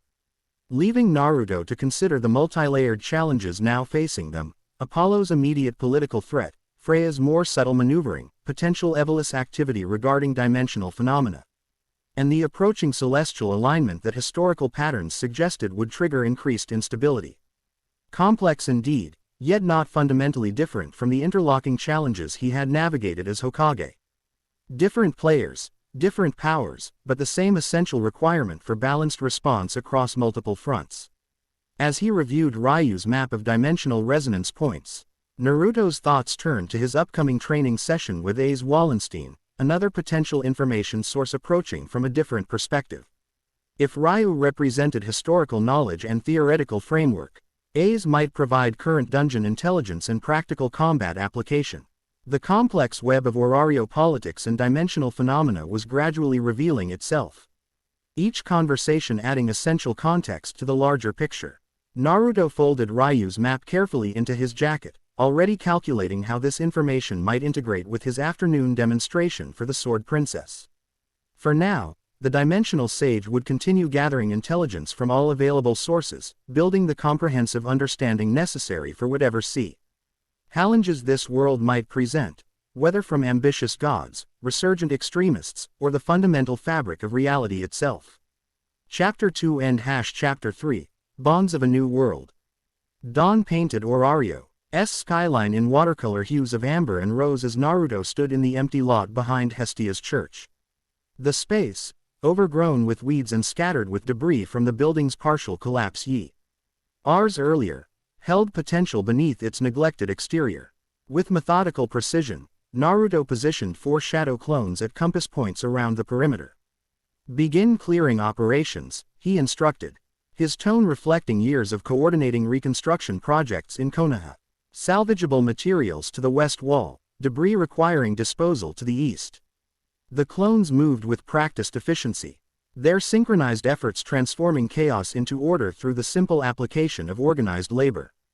Naruto himself began mapping the space mentally, calculating dimensions, assessing structural integrity of remaining walls, noting drainage patterns and sun exposure throughout the day. You're up early again, Belle observed, approaching with sleep-tousled hair and curious eyes. What are you doing? Creating a training ground, Naruto replied, pausing his assessment to acknowledge the young man.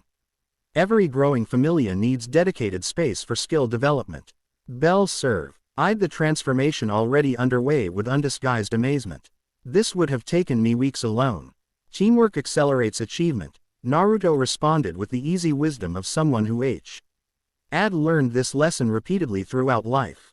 Which is why proper training space matters. It builds not just individual skills, but group cohesion. Belle's expression shifted to something more serious, his natural enthusiasm tempered by recent events. You think we'll need combat preparation?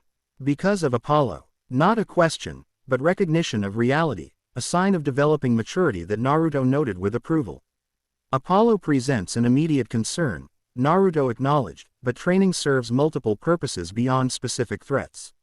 Structure builds confidence, discipline develops resilience, and shared effort creates bonds that transcend individual limitations. As they spoke, Naruto's clones continued their systematic transformation of the space, clearing decades of accumulated debris. Uncovering stone pavers beneath tangled vegetation, straightening bent metal fixtures that could be repurposed rather than discarded. I could help, Bell offered eagerly. Show me what to do. Naruto nodded, appreciating the initiative. Start by clearing that section, he directed, indicating an area near what remained of an old fountain. We'll create a central sparring circle WITH observational spaces around the perimeter. As Bell joined the work with enthusiastic energy, Naruto allowed himself a moment of reflection. The young man's earnest determination reminded him of his own genin days, that same combination of untapped potential and genuine heart that Kakashi-sensei had recognized beneath inexperience.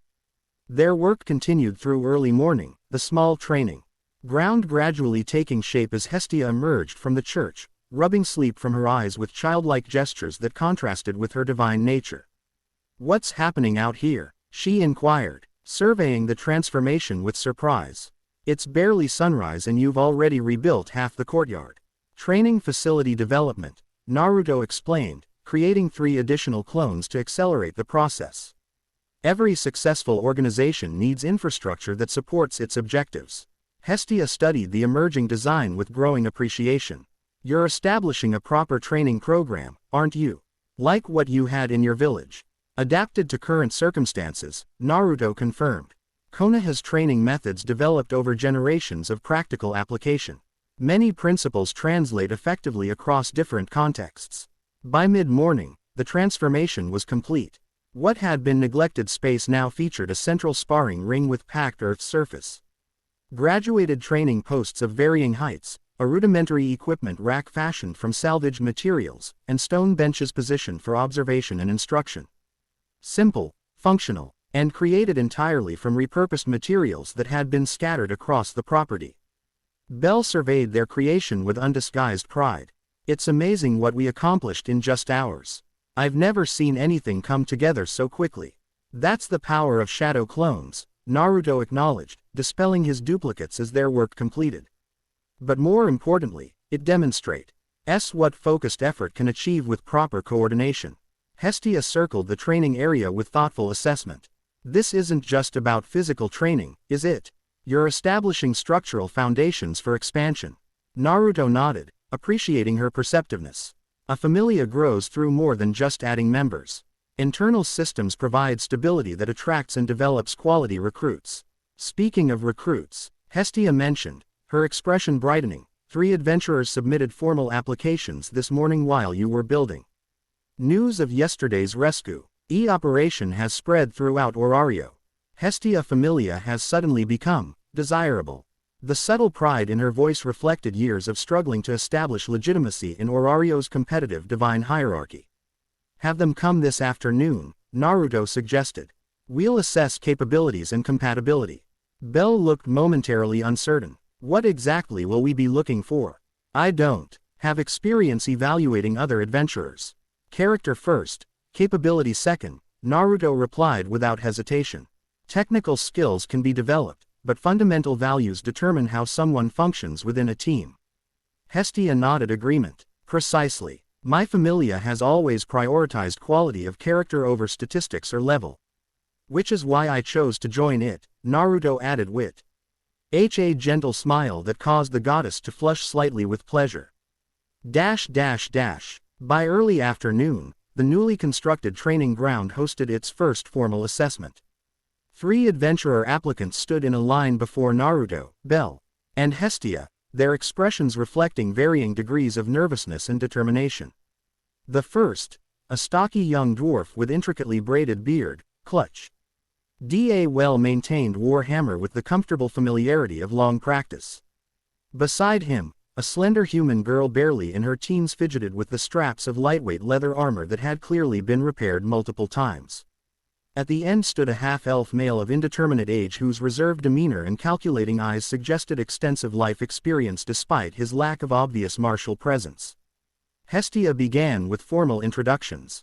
"I am Hestia, goddess of the hearth, home, and family. This is Belle Crenelle, my first child and captain of our familia, and Naruto Uzumaki, our newest member and tactical advisor." The simplicity of her introduction belied its significance, establishing both hierarchy and specialization within their small group while deliberately omitting Naruto's controversial SSS-Rank designation. Each applicant introduced themselves in turn. Leto Braxton, the dwarf tank specializing in defensive positioning; Mira Feldane, the human girl focusing on dexterity-based dagger techniques; and Theron Sylvanus, the half-elf support mage with minor healing capabilities. All were classified as level 1 adventurers with less than a year of dungeon experience, having previously belonged to smaller familias that had disbanded for various reasons. Rather than simple sparring demonstrations, Naruto announced after introductions concluded, "We'll conduct a practical assessment. The three of you will function as a unit to complete an objective against opposition." He formed the familiar hand sign, creating 6 shadow clones that positioned themselves throughout the training ground. Your mission: retrieve a target object from the central platform while preventing these opponents from accessing it first. The applicants exchanged uncertain glances before Leto stepped forward with practical directness. "What are the opposition capabilities? Any restrictions on tactics or techniques?" "No permanent damage to opponents or surroundings," Naruto specified. "Otherwise, utilize your full capability set. As for opponent abilities," he smiled slightly, "discovery is part of the assessment." After allowing the applicants 5 minutes for strategy discussion, Naruto signaled the exercise commencement. What followed revealed more about character and teamwork potential than mere statistical evaluation could have provided. Leto immediately established a defensive perimeter, using his war hammer to create controlled shockwaves that disrupted clone movement patterns.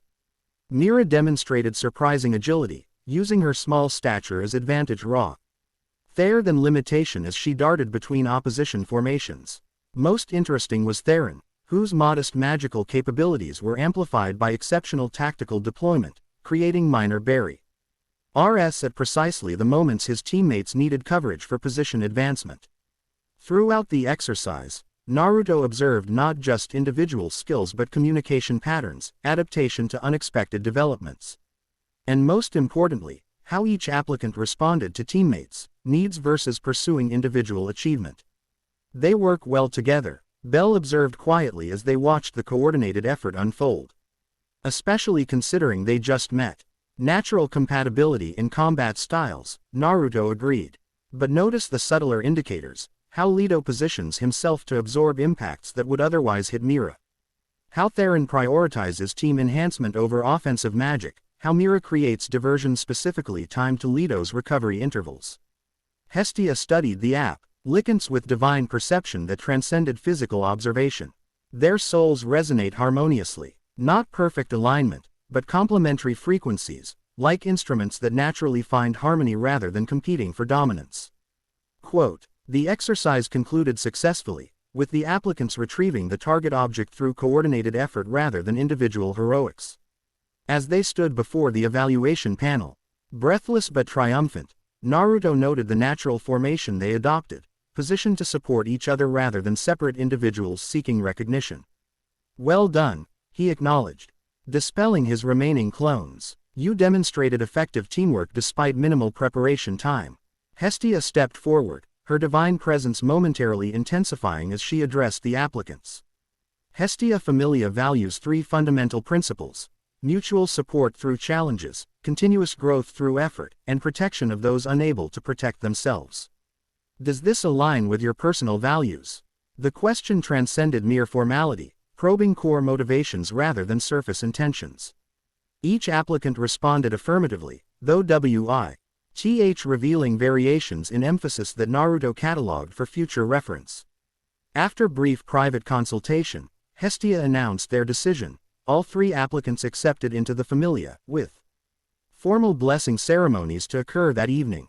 The new recruits' expressions transformed from nervous anticipation to genuine joy, though Naruto noted Theron's more measured reaction beneath his polite appreciation. As the new members departed to collect their belongings from temporary accommodations, Bell turned to Naruto with undisguised excitement. Our familia just doubled in size. From 3 to 6 members overnight. Quality growth rather than mere expansion, Naruto observed. Each brings complementary skills that enhance our overall capability profile. Hestia nodded agreement. They'll require training and integration, but their fundamental characters align with our values. She turned to Naruto with thoughtful assessment. You evaluated them using principles from your village, didn't you? Konoha's team assignment methodology, Naruto confirmed.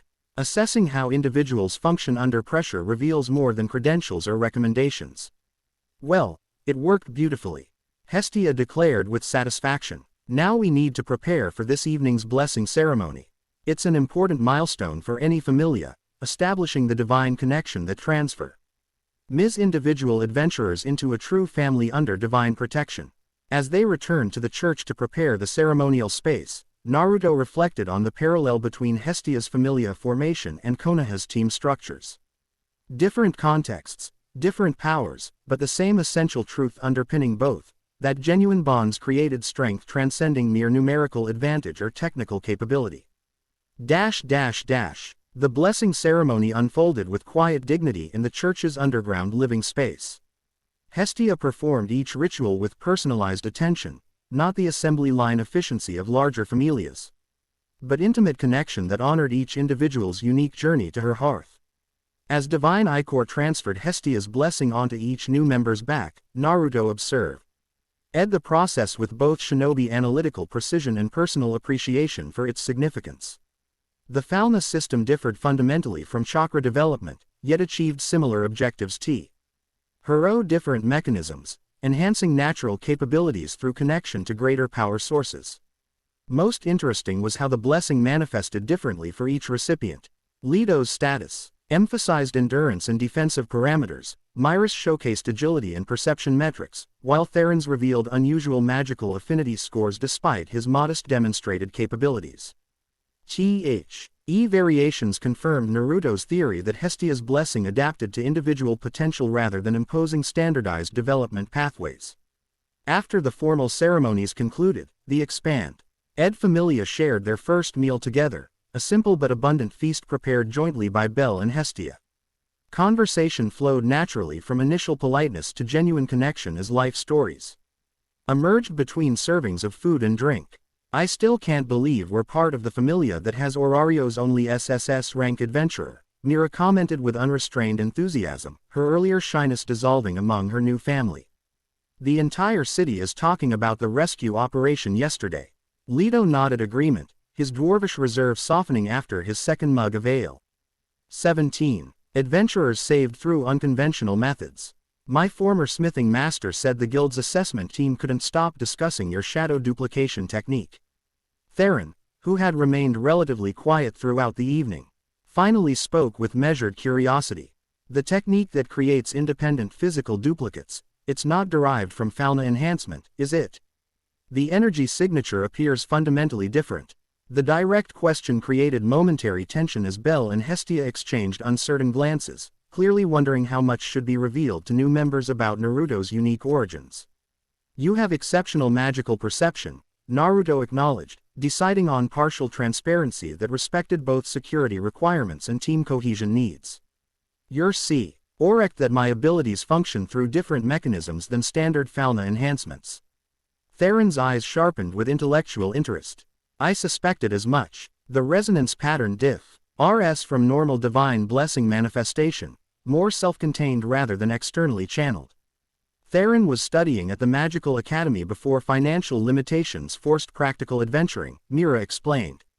Clearly proud of her companion's intellectual background despite his modest presentation. Rather than deflecting further inquiry, Naruto recognized an opportunity to establish Oper foundation for team development, trust balanced with appropriate operational security. I come from a different tradition than Orario's standard systems, he explained, choosing words carefully. My abilities utilize an energy called chakra, a combination of physical and spiritual energy circulated through specific pathways in the body. He demonstrated by channeling a small amount of chakra to his palm, creating the familiar blue glow that had so fascinated guild officials during his registration. Fascinating, Theron murmured, leaning forward with undisguised academic interest. Self-contained energy generation rather than external source channeling. The magical implications are extraordinary.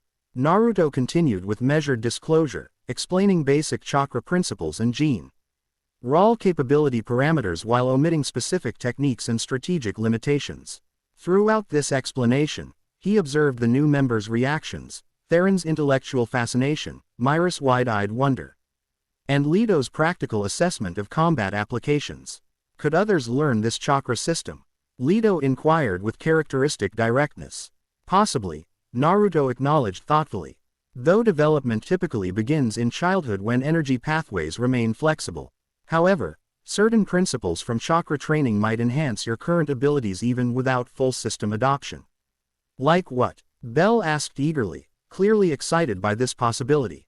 Chakra control exercises improve focus and efficiency in any energy system, Naruto explained. And tactical principles from shinobi training apply regardless of specific power mechanics. Shinobi, Mira questioned, unfamiliar with the term. Ninja, Naruto clarified. Warriors who specialize in stealth, intelligence gathering, and precision combat rather than overwhelming force. Like the thieves' guild but with honor codes, Leto suggested, attempting to contextualize within Orario's framework. Naruto smiled slightly at the imperfect comparison. With significant differences in purpose and organization. My village, Konohagakure, trained shinobi to protect our homeland and maintain balance between nations. You were their leader, Theron stated rather than asked, his perceptive eyes noting the subtle authority patterns in Naruto's behavior that transcended conscious presentation. This court identification of his previous role created another decision point regarding disclosure levels. After brief consideration, Naruto opted for confirmation without elaboration. I served as Hokage, the Yage leader, before circumstances brought me to Orario, he acknowledged simply. The new members absorbed this information with varying reactions, respect from Leto, increased admiration from Mira, and thoughtful reassessment from Theron. Most significantly, none displayed the skepticism or challenge that often greeted extraordinary claims, suggesting either unusual credulity or exceptional judgment regarding character assessment. As the evening progressed, conversation shifted to practical matters, living arrangements in the church's limited space, training schedules utilizing the new facility, and initial dungeon exploration plans appropriate for the expanded team composition. Watching the natural integration process unfold, Naruto felt something unexpected, a sense of familiarity that transcended the church's physical space or the specific individuals gathered within it. Despite fundamental differences in context, the essential dynamics of team formation remained consistent across dimensions, new bonds forming through shared purpose and mutual respect.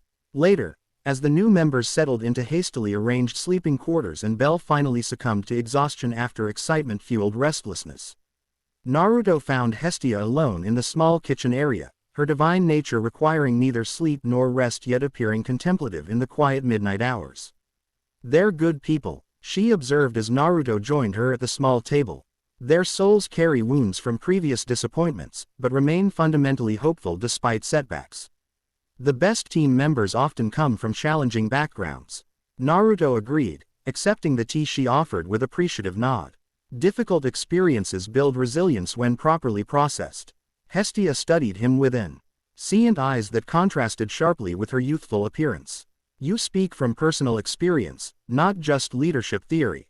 The observation invited deeper disclosure than their previous conversations, opening potential for genuine connection beyond practical collaboration.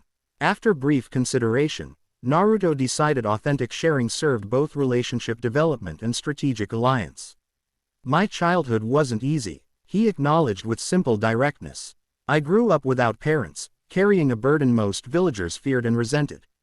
Isolation was my primary companion for many years. Hestia's expression softened with genuine compassion rather than divine condescension. Yet you speak of your village with unwavering loyalty and affection. Something changed. People who saw beyond fear to possibility.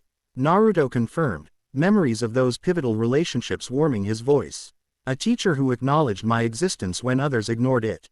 Teammates who challenged and supported me in equal measure. Mentors who believed in potential others dismissed. The bonds that shaped your will of fire, Hestia observed, recalling their previous discussion of Konoha's foundational philosophy.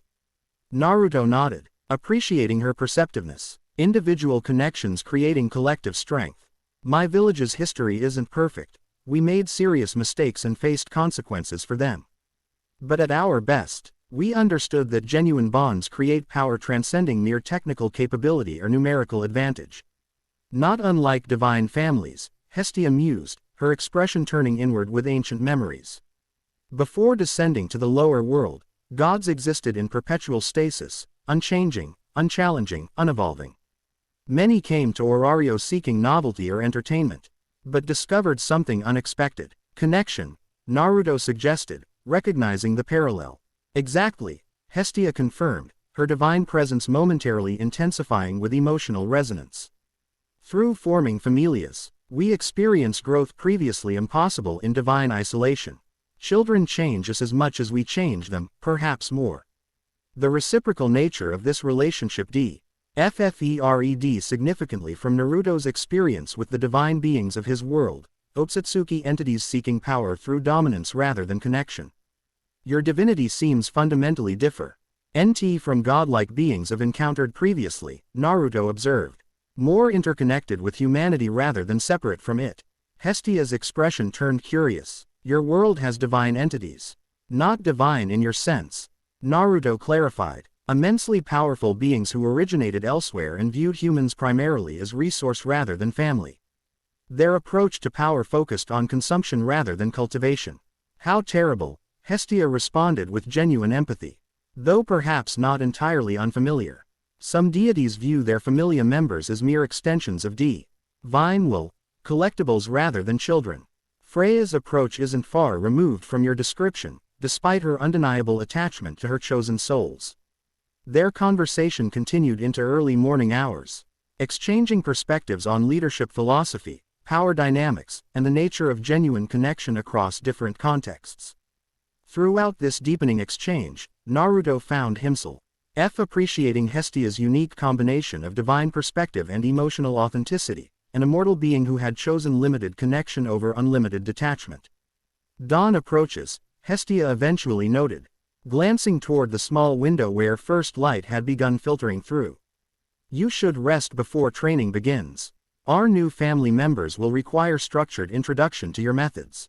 Naruto nodded agreement while internally reflecting on how naturally the term, family, had entered their shared vocabulary. Despite his relatively brief time in this dimension, connections were forming that transcended mere strategic alliance or temporary arrangement, genuine bonds reminiscent of those that had shaped his development in Konoha. One last question, Hestia added as Naruto prepared to retire. The fox entity within you, Kurama, you called him. How does he feel about these new bonds forming? The question startled Naruto with its perceptiveness. Few in his original world had thought to consider Kurama's perspective separately from his own, yet Hestia had intuited this important distinction despite minimal information.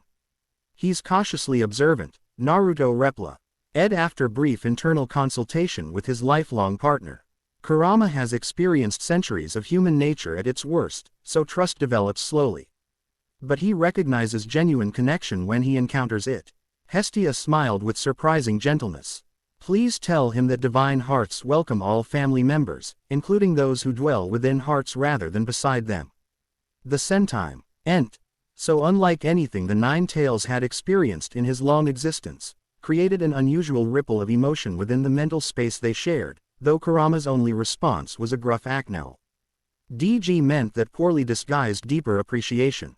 As Naruto finally sought brief rest before the day's training would begin, he reflected on how quickly Orario was transforming from foreign territory to something increasingly familiar, not physically or culturally, but emotionally.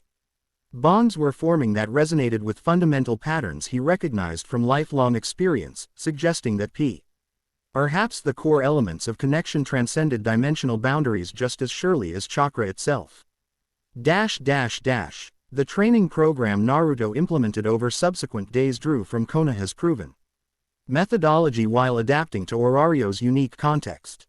Each morning began with foundational exercises, chakra-inspired energy circulation practices that enhanced focus and efficiency regardless of power system. Followed by combat fundamentals emphasizing proper form over flashy technique. Balance before power, precision before speed, Naruto instructed as the expanded familia moved through basic stances in the morning sunlight. Efficient movement conserves energy for decisive moments. The new members adapted to this structured approach with varying degrees of adjustment. Leto embraced the disciplined methodology immediately, his dwarven appreciation for foundational mastery aligning naturally with Naruto's emphasis on fundamentals. Mira struggled initially with patience for repetitive exercises but demonstrated remarkable improvement once she understood how each element contributed to overall capability development. Theron observed everything with analytical precision, asking Ted questions that revealed sophisticated understanding of energy theory despite limited practical application experience. Most impressive was Bell's development, his natural talent amplified by structured guidance and consistent practice. Within days, his movement patterns had transformed from enthusiastic but inefficient to increasingly precise and economical. His exceptional growth rate, already notable before Naruto's arrival, accelerated further under systematic training. He has unusual potential, Naruto observed to Hestia as they watched Bell successfully complete a complex evasion sequence that had defeated him repeatedly the previous day. His ability to integrate new concepts after minimal exposure exceeds standard learning curves. Hestia nodded, her expression mixing pride with something more complicated. Bell possesses a rare ability, one I didn't fully understand when it first manifested in his status. His growth accelerates based on specific emotional catalysts rather than following standard development patterns. A unique development skill, Naruto suggested, familiar with exceptional bloodline abilities from his world. Liaris freeze, Hestia confirmed quietly. Accelerated growth through genuine feelings. The purer his motivations, the faster his advancement. This explained patterns Naruto had observed in Bell's training response, how certain approaches yielded exponential rather than incremental improvement, particularly those emphasizing protection of others rather than personal achievement. Beyond individual development, Naruto focused on Team C ordination through progressively complex scenario exercises. Rather than mere combat drills, these simulations integrated multiple skill requirements, communication under pressure, resource management during constraints, tactical adaptation to changing circumstances, and most importantly, trust development through shared challenge. By the fifth day, the expanded familia had progressed sufficient to attempt their first joint dungeon expedition, a carefully structured exploration of upper floors designed to establish operational patterns under real conditions while minimizing actual risk. Remember your assignments, Naruto instructed as they gathered at Babel Tower's entrance. Bell and Mira as forward scouts maintaining visual contact, Leto in center position for defensive coverage, Ron and myself in support configuration monitoring flanks and rear approach. The formation leveraged each member's natural strengths while protecting inherent vulnerabilities, Mira's exceptional perk. Eption paired with Bell's growing combat capability, Leto's defensive specialization securing their operational core, Theron's magical awareness complementing Naruto's strategic oversight. Their expedition progressed methodically through the dungeon's upper floors, encountering standard monster populations that provided practical application opportunities without overwhelming challenge. Throughout the operation, Naruto maintained supervisory position rather than dominant combat role, intervening only when necessary for instructional purposes, allowing team members to develop solutions through guided experience rather than dependent reliance. You're deliberately restraining your involvement, Theron observed quietly during a brief rest period between monster encounters, allowing suboptimal outcomes for instructional purposes. Quote, the perceptive assessment confirmed Naruto's initial evaluation of the half-elf's exceptional analytical capabilities beneath his reserved exterior. Learnin. G requires space for application and adjustment, Naruto acknowledged. Optimal short-term outcomes often compromise long-term development potential. Theron considered this perspective with thoughtful evaluation. A teaching methodology prioritizing growth through experience rather than performance through intervention. Interesting approach for familia development. The expedition concluded successfully with minor injuries but significant confidence development, team members returning to the surface with practical experience of operational protocols under actual conditions rather than mere theoretical understanding. As days progressed into weeks, Hestia Familia established consistent operational rhythms, morning training sessions followed by rotating dungeon expeditions that gradually extended deeper as capability developed. Income from magic stone collection increased steadily, allowing equipment upgrades and modest living condition improvements that further enhanced operational effectiveness. Most significantly, natural bonds formed through shared experience, Leto's gruff protectiveness extending beyond mere duty to genuine concern for younger members, Myra's initial nervousness evolving into confident contribution within established team structures, Theron's intellectual detachment gradually warming through practical problem solving alongside teammates with complementary capabilities. Throughout this development period, Naruto maintained awareness of external factors beyond immediate training objectives, Apollo Familia's increasing surveillance activity around their territory, Freya's subtle information gathering through strategically positioned observers, and most concerning, unusual monster behavior patterns in middle dungeon floors that aligned with Ryu's warning. NGS about dimensional instability indicators. Something's changing in the dungeon's deeper structure, Naruto reported during an evening strategy session with Hestia after the others had retired. Monster migration patterns show unusual directional consistency, as though responding to centralized stimulus rather than random distribution. Hestia's expression grew serious, her divine perception extending beyond mortal awareness. The approaching celestial alignment Ryu mentioned. We're still weeks away from peak configuration, yet effects are already manifesting in dungeon behavior, which suggests accelerating intensity as the alignment approaches, Naruto concluded, the strategic implications aligning with crisis patterns he had managed throughout his leadership career. We should increase information gathering operations while continuing team development. Hestia nodded agreement, her childlike appearance contrasting with ancient wisdom in her assessment. Bell's group has progressed remarkably under your guidance. They're nearly ready for middle floor exploration, which would provide direct intelligence about changing conditions. Another week of preparation before attempting deeper penetration, Naruto suggested after brief consideration. Their coordination has developed significantly, but middle floors require additional capability margins for unexpected developments. As they finalized operational planning, a sharp knock interrupted their discussion, unusual given the late hour and the church's relative isolation from Orario's main thoroughfares. Naruto was instantly alert, chakra flowing in preparation patterns established through decades of ambush response conditioning. Stay here, he instructed quietly, moving toward the entrance with silent efficiency born of lifelong shinobi training. The visitor proved unexpected. Aina Tool, the half-elven guild advisor, her typical professional composure disrupted by evident tension in her posture and expression. Forgive the intrusion, she began as Naruto invited her inside, her voice maintaining formal politeness despite underlying urgency. Official guild business couldn't wait until morning. Hestia joined them as Aina produced sealed documentation bearing the guild's official insignia. Apollo Familia has submitted formal war game challenge against Hestia Familia, she explained, presenting T. He documents with apologetic professionalism. As your assigned advisor, I'm required to deliver notification immediately upon processing.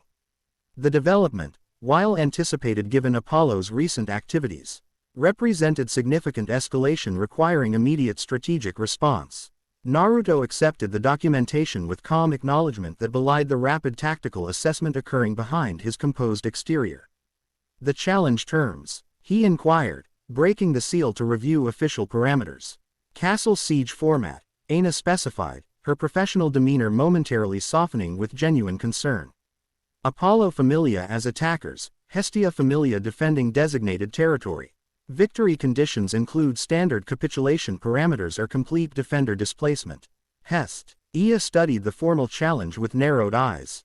The proposed timeline is unusually accelerated, just 7 days for preparation. Standard protocol allows at least 14 for defender organization.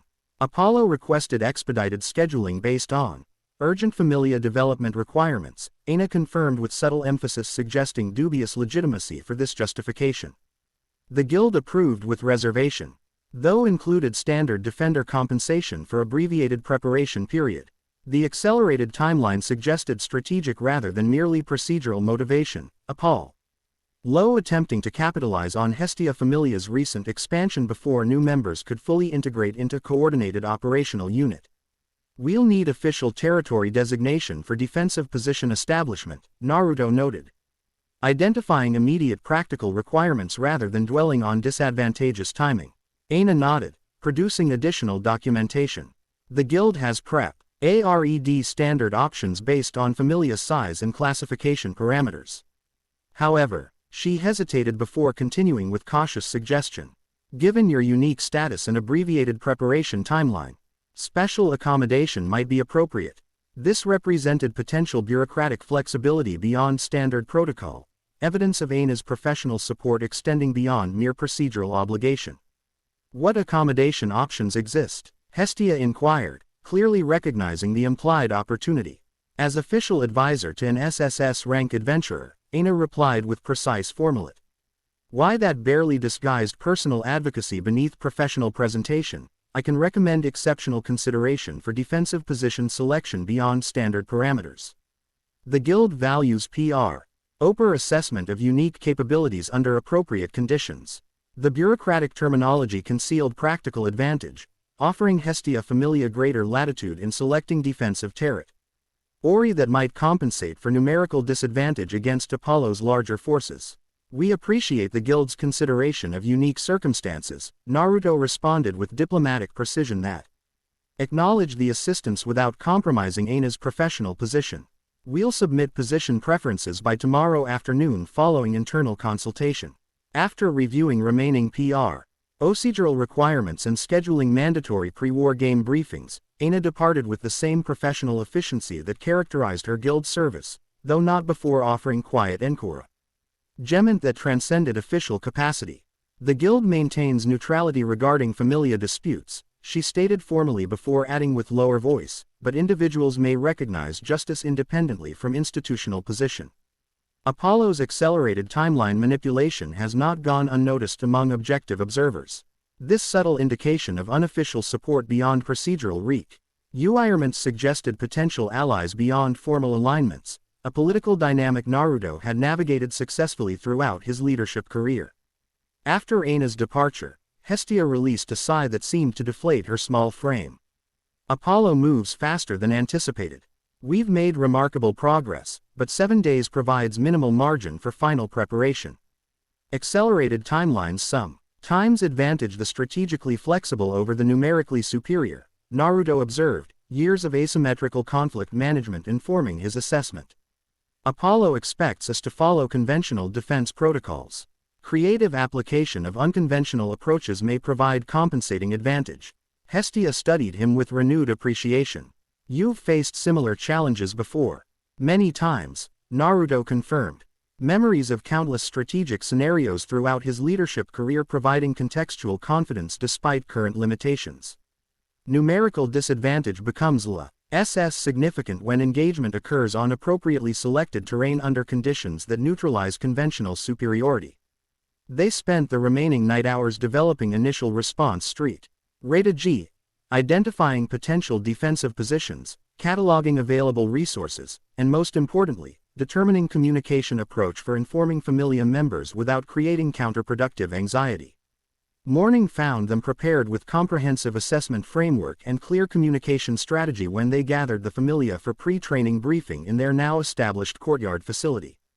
Apollo Familia has issued formal war game challenge, Hestia announced without preface, recognizing that direct communication served their members better than gradual preparation. Quote, Castle Siege format with accelerated 7-day preparation timeline. The news landed with varying impact across different members, Bell's expression reflecting determined acceptance of challenge ite obvious concern about timeline constraints, Leto's features hardening into professional battle readiness, Myra's momentary anxiety quickly suppressed beneath growing resolution, and Theron's calculating assessment visibly processing strategic implications rather than emotional reaction. We face numerical disadvantage but possess compensating factors, Naruto continued, transition from cement to assessment creating practical focus rather than anxiety spiral. Apollo Familia fields approximately 40 active members across levels 1 through 3, with command structure centered around level 3 leadership. Their combat doctrine emphasizes overwhelming force through coordinated mass action rather than specialized tactical innovation. The precise intelligence assessment rifle, CTED information gathered through shadow clone surveillance over preceding weeks, detailed observation of Apollo Familia training patterns, equipment configurations, and command hierarchies providing comprehensive understanding beyond what typical preparation might have yielded. How do we defend against 40 adventurers with just 6 people?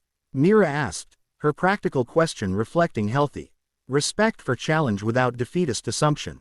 By refusing to fight on their terms, Naruto replied simply. The war game provides structured format, but innovation occurs within those parameters rather than beyond them. Today's training will shift from general capability development to specific scenario preparation based on our selected defensive position. Throughout that day, the Familia reviewed potential defensive locations from guild-provided options, ultimately selecting an abandoned temple complex on Orario's northwestern perimeter that offered specific advantages aligned with their capability profile. Multiple access points requiring attacker division, vertical elements providing observation advantages, and most significantly, structural complexity that rewarded advanced preparation over numerical superiority. In subsequent days, training intensified with focused specificity, scenario drills recreating anticipated engagement conditions, communication protocols established for coordinated response across divided defensive zones, and most importantly, confidence building through repeated demonstration of how their integrated capabilities could effectively counter numerically superior forces under specific conditions.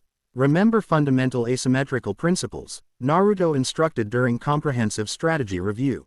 We can't match their numbers, so we create conditions where numbers become liability rather than advantage. We can't match their aggregate power, so we engage selectively where specific superiority exists rather than general inferiority. We can't match their resource depth, so we establish decisive advantage early rather than prolonged attrition.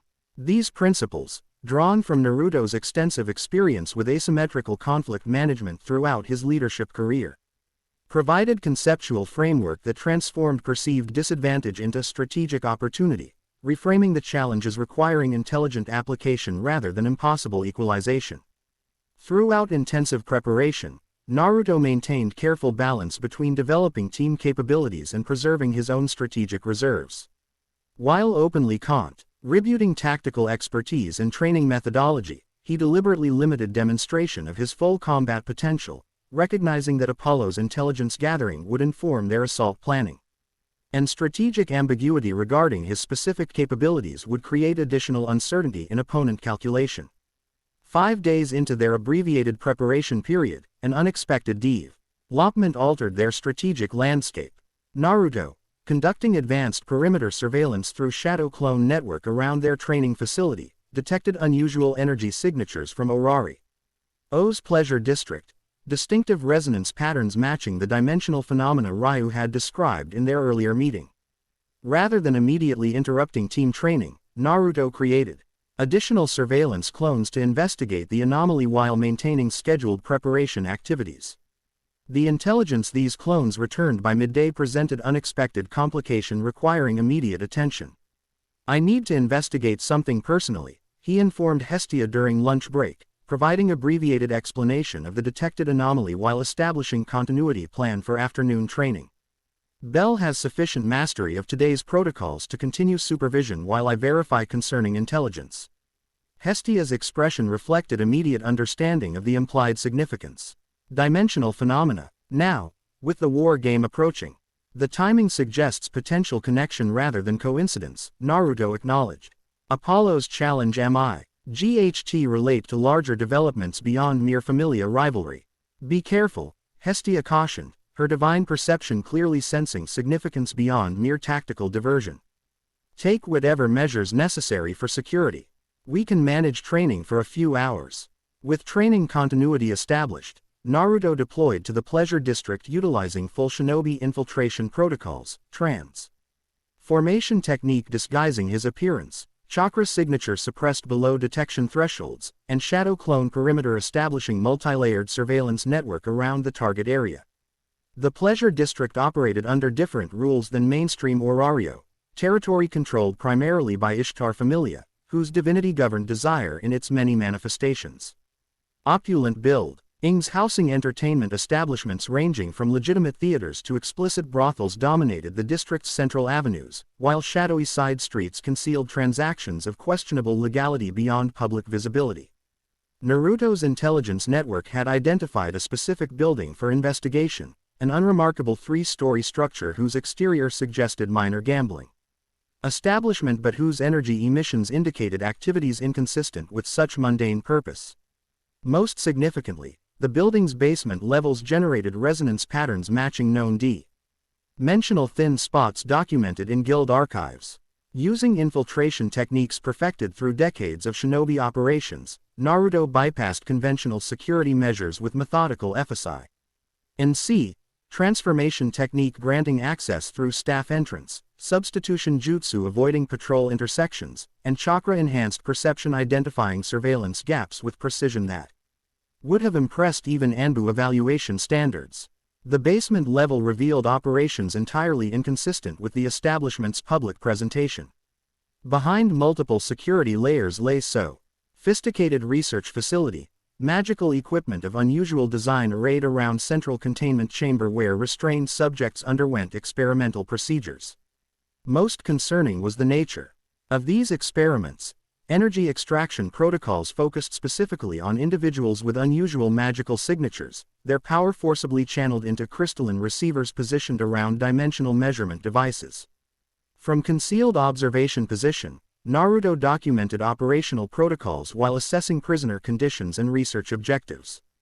The captives, 7 individuals of varying races including human, animal-featured demi-humans, and 1 unusual fox-eared woman whose energy signature registered distinctive harmonic patterns, showed evidence of repeated extraction errors causing progressive deterioration of physical condition alongside spiritual depletion markers. Most significant was the fox woman, whose containment featured additional security measures beyond standard protocols. Unlike other subjects whose energy extraction appeared general in nature, her procedures focused specifically on transformation capabilities, magical energy harvested during force shapeshifting transitions rather than resting state, causing particularly severe depletion symptoms despite apparently recent acquisition compared to longer-term captives. The operation's purpose became clear through documented research notes visible on Central Monitoring Station.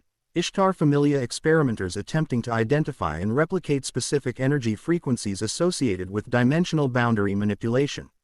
Using captives with unusual magical signatures as living test subjects for extracting harmonic patterns matching theoretical models derived from historical phenomenon recordings.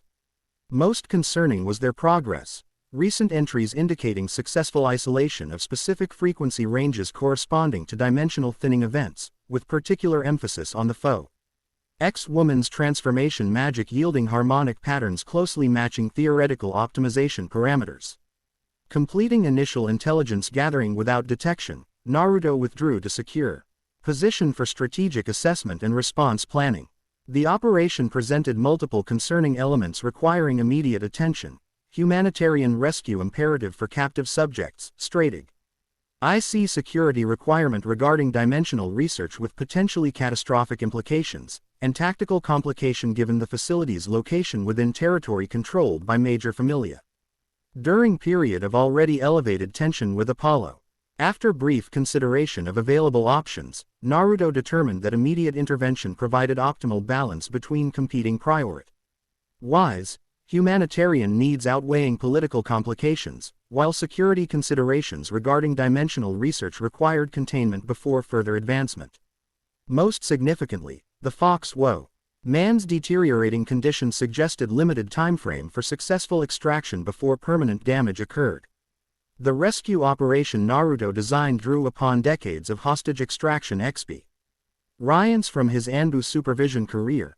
Multi-layered approach utilizing shadow clone diversionary elements, precise chakra-enhanced neutralization of security personnel, and phased extraction priority. Zing subject stability over facility preservation. Implementation proceeded with surgical precision. Exterior diversionary clones creating controlled security response redirection, transformation tech. NEEC granting access to primary holding area, and SEAL enhanced paralysis tags neutralizing research personnel without lethal force application. Within minutes of operation commencement, all captives were secured and facility documentation confiscated for intelligence analysis. The Fox woman, identifying herself as Haruhime Sanjuno, former member of nobility from the Far East now indentured to Hestia Familia, presented particular extraction challenge due to her severely depleted condition. Unlike other subjects who could walk with assistance, her energy depletion required direct stabilization before movement became possible. "You're safe now," Naruto assured her as he carefully removed experimental apparatus from her fox-eared form. "I'm taking you somewhere secure for recovery." "Impossible," she whispered through cracked lips, her golden eyes reflecting resignation beneath gratitude. "I belong to Hestia Familia. My indenture contract binds me legally and magically. Even if physically removed, the connection remains." This complication required immediate adaptation to extraction parameters. After brief consideration of options, Naruto implemented field solution drawing upon High's sealing knowledge, creating temporary suppression matrix that interrupted the magical binding without permanently severing it, providing extraction window while deferring formal status resolution until secure conditions established. "This will help temporarily," he explained, applying the chakra-infused seal to her forehead with gentle precision. "The binding remains intact but dormant for approximately 12 hours. Sufficient time to reach safety and address your situation properly." With all subjects secured and facility evidence collected, Naruto initiated final extraction phase, Shadow Clones transporting weaker captives through secure routes while he personally carried Haruhime, whose condition required continuous monitoring during transit. The operation concluded without pursuit engagement. Hestia Familia security responding to diversionary elements rather than identifying actual extraction vectors, providing clean withdrawal to designated safe location. Rather than returning directly to Hestia's church, Naruto transported the rescued captives to secondary location established during contingency planning, a discreet healing facility operated by Hestia Familia, whose divine specialty in medicine and prior friendly interaction with Hestia suggested both appropriate care capability and political discretion. "These people need immediate treatment," Naruto explained to the blue-haired god who responded to his arrival with professional calm rather than political concern. Energy depletion through forced extraction procedures, with varying severity based on exposure duration. Mayak assessed the situation with divine perception that transcended mere physical observation. "Ishtar's work," he noted with quiet certainty rather than question. "Her familia has been conducting increasingly concerning experiments recently, though the guild has been reluctant to investigate without definitive evidence. Which I've now provided," Naruto confirmed, transferring documentation secured during the extraction. "This evidence should support formal investigation once immediate medical needs are addressed." While Miyachi's familia members began treatment protocols for the general captives, Naruto focused on Haruhime's specialized requirements, her unique energy signature requiring targeted stabilization rather than general replenishment. Working alongside a particularly skilled Mayak Familia healer, he utilized chakra transfer techniques adapted to her specific frequency patterns, gradually stabilizing her depleted reserves without overwhelming compromised receptors. Throughout this delicate process, Haruhime drifted between consciousness and unconsciousness, occasionally murmuring fragments of information regarding Hestia Familia's operations, experimental objective. Focused on dimensional boundary manipulation, specific interest in her transformation magic's harmonic properties, and most concerningly, operational timelines accelerating toward completion concur. Rent with the approaching celestial alignment that Ryuu had identified as critical threshold for dimensional stability. "The alignment approaches," she whispered during one briefly lucid period, gold eyes focusing on Naruto with unexpected clarity. "They believe the boundaries will thin sufficiently for deliberate manipulation rather than merely passive observation. My magic provides the final resonance key they've sought for stabilizing the transit aperture." This confirmation of connection between multiple developing situations, Apollo's War Game Challenge, Ishtar's dimensional experiments, and the approaching celestial alignment, suggested coordinated rather than coincidental timing, elevating strategic implications beyond mere familia politics to potentially existential significance. With initial stabilization achieved and ongoing care transferred to Mayak Familia's specialized healers, Naruto needed to report developments to Hestia while addressing Haruhime's legal status before the temporary binding suppression expired. After ensuring proper security protocols around the healing facility, he returned to Hestia's church where afternoon training had concluded. Successful extraction, he reported during private briefing with Hestia, providing comprehensive summary of the operation, captive conditions, and intelligence secured from the facility. All subjects receiving appropriate treatment at Miacha's facility. However, one presents particular complications requiring immediate attention. Hestia listened with divine seriousness that contrasted sharply with her childlike appearance. Her ancient eyes reflecting comprehensive understanding beyond mortal perception limitations. Sanjuno Haruhime, she identified without prompting, divine knowledge extending beyond standard information networks. The Renard noble daughter sold into servitude through political machination. Her transformation magic is exceptionally rare, perhaps unique in current generation. Our indenture to Ishtar presents immediate legal complication, Naruto continued, focusing on practical requirements rather than moral outrage regarding her treatment. My extraction included temporary binding suppression, but permanent resolution requires either formal contract transfer or divine intervention regarding binding parameters. Hestia's expression shifted toward thoughtful calculation. Indenture contracts between familias typically require either monetary compensation or formal exchange of comparable value. However, illegal experimentation creating permanent harm provides grounds for divine arbitration regarding contract validity, which requires formal evidence presentation before divine council, Naruto noted, familiar with Orario's procedural requirements from their research. A process unlikely to conclude before my temporary suppression expires. There's another approach, Hestia suggested after brief consideration. If Haruhime formally requests asylum within my familia citing genuine threat to life and well-being, I can implement temporary divine protection that supersedes existing contractual obligations pending formal resolution. This solution balanced mediate humanitarian needs with procedural requirements, providing legitimate protection without ignoring established protocols governing inter-familia relations. Requiring her conscious choice rather than imposed solution. Naruto observed with approval, the approach aligning with his leadership philosophy regarding agency preservation whenever possible. Precisely, Hestia confirmed. We shall speak with her directly before the suppression seal expires. Mayak can witness her decision for additional procedural validity. Their return to the healing facility found Haruhime awake though still weakened. Her golden eyes registering combination of gratitude, uncertainty, and deeply ingrained shame that suggested complex psychological implications beyond mere physical trauma. Lady Hestia, she acknowledged with formal respect that transcended her current diminished state. I'm honored by your presence, though unworthy of such divine attention. The automatic self-deprecation reflect. Deconditioning beyond recent captivity, ingrained behavioral patterns suggesting prolonged emotional manipulation predating experimental abuse. Rather than immediately addressing procedural requirements, Hestia sat beside the fox woman's bed with genuine compassion that transcended divine formality. No child is unworthy of care, Haruhime Sanjuno. Particularly one who has endured what you have survived. This simple statement of inherent value visibly affected Haruhime, her fox ears flattening momentarily as she processed unfamiliar validation against established negative self-concept. I thank you, Lady Hestia. Though I must return to Ishtar Familia when the suppression seal expires. My contract binds me legally and magically. Contracts established under false pretenses or violated through harmful actions lose validity. Hestia explained gently, Ishtar's experimental usage causing permanent damage provides grounds for contract reconsideration. The official process requires time we don't currently have. Naruto added, maintaining focus on immediate practical requirements. However, requesting asylum within Hestia Familia would provide legitimate protection pending formal resolution.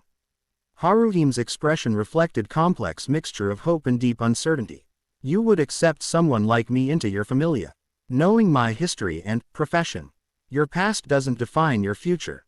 Naruto stated with quiet certainty born from personal experience with societal rejection and subsequent transcendence.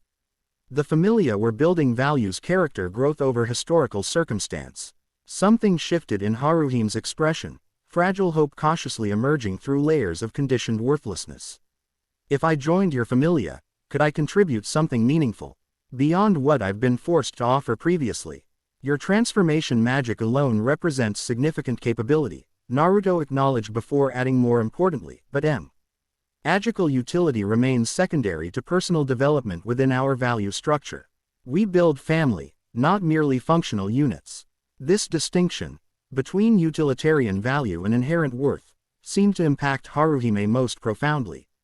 Her golden eyes widening with emotional recognition transcending mere intellectual understanding. I would like to request asylum within Hestia Familia, she said with quiet dignity that belied her physically weakened state. If Lady Hestia would accept someone with my complicated history. Gladly, Hestia confirmed without hesitation, her divine authorate. Why manifesting a subtle golden illumination around her small form? Speak the formal request, and I will establish temporary divine protection pending permanent blessing once your condition stabilizes. With Mayak providing divine witness for procedural validity, Haruhime formally requested asylum protection, which Hestia granted through simplified blessing that established protective connection. Without full status integration, sufficient for immediate security needs while respecting her weakened condition's limitations regarding complete ceremony. The connection is established, Hestia confirmed as the brief ceremony concluded. When your strength returns sufficiently, we'll perform proper blessing integration. For now, rest and recover knowing you're protected within my divine authority. This resolution addressed immediate humanitarian requirements while establishing framework for permanent integration pending recovery, balanced solution reflecting both compassionate response and procedural respect within Orario's complex Familia system. As Haruhime drifted into healing sleep, Naruto and Hestia withdrew for strategic discussion regarding implications beyond immediate rescue concerns.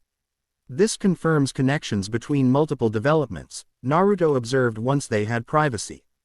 Ishtar's dimensional experiments accelerating concurrent with Apollo's War Game Challenge S.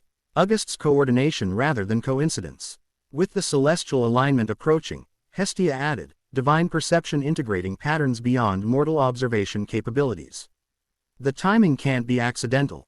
Which means we're facing coordinated opposition beyond mere familiar rivalry, Naruto concluded, the strategic implications requiring comprehensive reassessment of their preparation priorities. Apollo's challenge may serve primarily as distraction from more significant dimensional manipulation objectives. Or resource depletion strategy, Hestia suggested with thoughtful analysis. Forcing defensive positioning that limits our ability to monitor or counter their primary objective involving dimensional boundaries. This assessment aligned with asymmetrical conflict path RNS Naruto had encountered throughout his leadership career. Diversionary engagement creating operational space for primary objective advancement beyond opponent response capabilities. We need to NTAIN war game preparation while establishing secondary monitoring capability regarding dimensional activities, Naruto determined, balancing competing priorities against available resources. Shadow clone networks can maintain surveillance without compromising primary defense preparation. Their planning continued into evening, developing integrated response strategy addressing both immediate war game requirements and longer-term dimensional concerns, balanced approach reflecting comprehensive threat assessment rather than fragmented reaction to individual developments. Upon returning to the church, they found the rest of Familia engaged in independent practice of assigned protocols, evidence of developing self-direction beyond mere instruction dependence. Most notably, Bell had organized systematic rotation through defensive position drills, each member refining specific responsibilities within their integrated defense strategy. Everything okay? Bell inquired as they joined the group, his perceptive awareness noting their serious expressions despite attempted neutrality. Rather than minimizing developments, Naruto opted for appropriate transparency that respected team member maturity while maintaining operational security regarding sensitive details. We've identified potential connections between Apollo's challenge and other developments within Orario, he explained, Pr. Oviding abbreviated summary of Ishtar's dimensional experiments while emphasizing humanitarian aspects of Haruhim's rescue rather than technical details regarding dimensional research.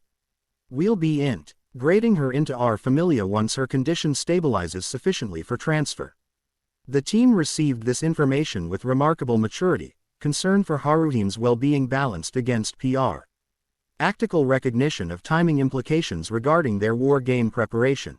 Most notably, they immediately began considering integration possibilities, how her transformation magic might enhance their defensive capabilities, potential positioning within their established formation structure, and support requirements for someone recovering from significant trauma. This response, prioritizing active problem solving over anxiety or resentment regarding additional complications, confirmed Naruto's assessment of their developing team cohesion beyond mere technical coordination. We'll need to maintain our preparation schedule while accommodating these new developments, he continued, establishing clear priority framework rather than allowing uncertainty to compromise focus. Apollo's challenge represents immediate tactical requirement regardless of strategic connections to larger situational elements. The following days maintained this balanced approach, intensive war game preparatio. Continuing while Shadow Clone Networks monitored potential dimensional activity across Orario, particularly focusing on Ishtar Familia's response to their facility disruption. Most significantly, Haruhim's condition improved sufficiently for transfer to the church by the 6th day of their preparation period, allowing formal blessing integration and initial capability assessment regarding team integration potential. The blessing ceremony revealed Haruhim's exceptional magical parameters despite her physically diminished condition, her transformation capability registering unique classification within Hestia's divine assessment methodology. Most interesting was how her magic interfaced with Naruto's chakra system during experimental testing, the two energy types demonstrating unusual harmonic compatibility that enhanced both her transformation stability and his technique efficacy when properly synchronized. Your transformation magic creates genuine physical restructuring rather than mere illusion overlay, Naruto observed during controlled testing session. Potentially applicable to both defensive concealment and offensive capability enhancement depending on implementation parameters. Haruhime nodded, her natural intelligence emerging through recovery-enhanced confidence. The Uchide no Kozuchi technique allows transformative enhancement of target subjects beyond normal capability parameters. I've primarily used it defensively previously, but offensive applications exist within proper synchronization frameworks. This additional capability represented significant enhancement to their defensive options, providing transformation support that could temporarily elevate individual team members beyond normal limitations during critical engagement phases of the upcoming war game.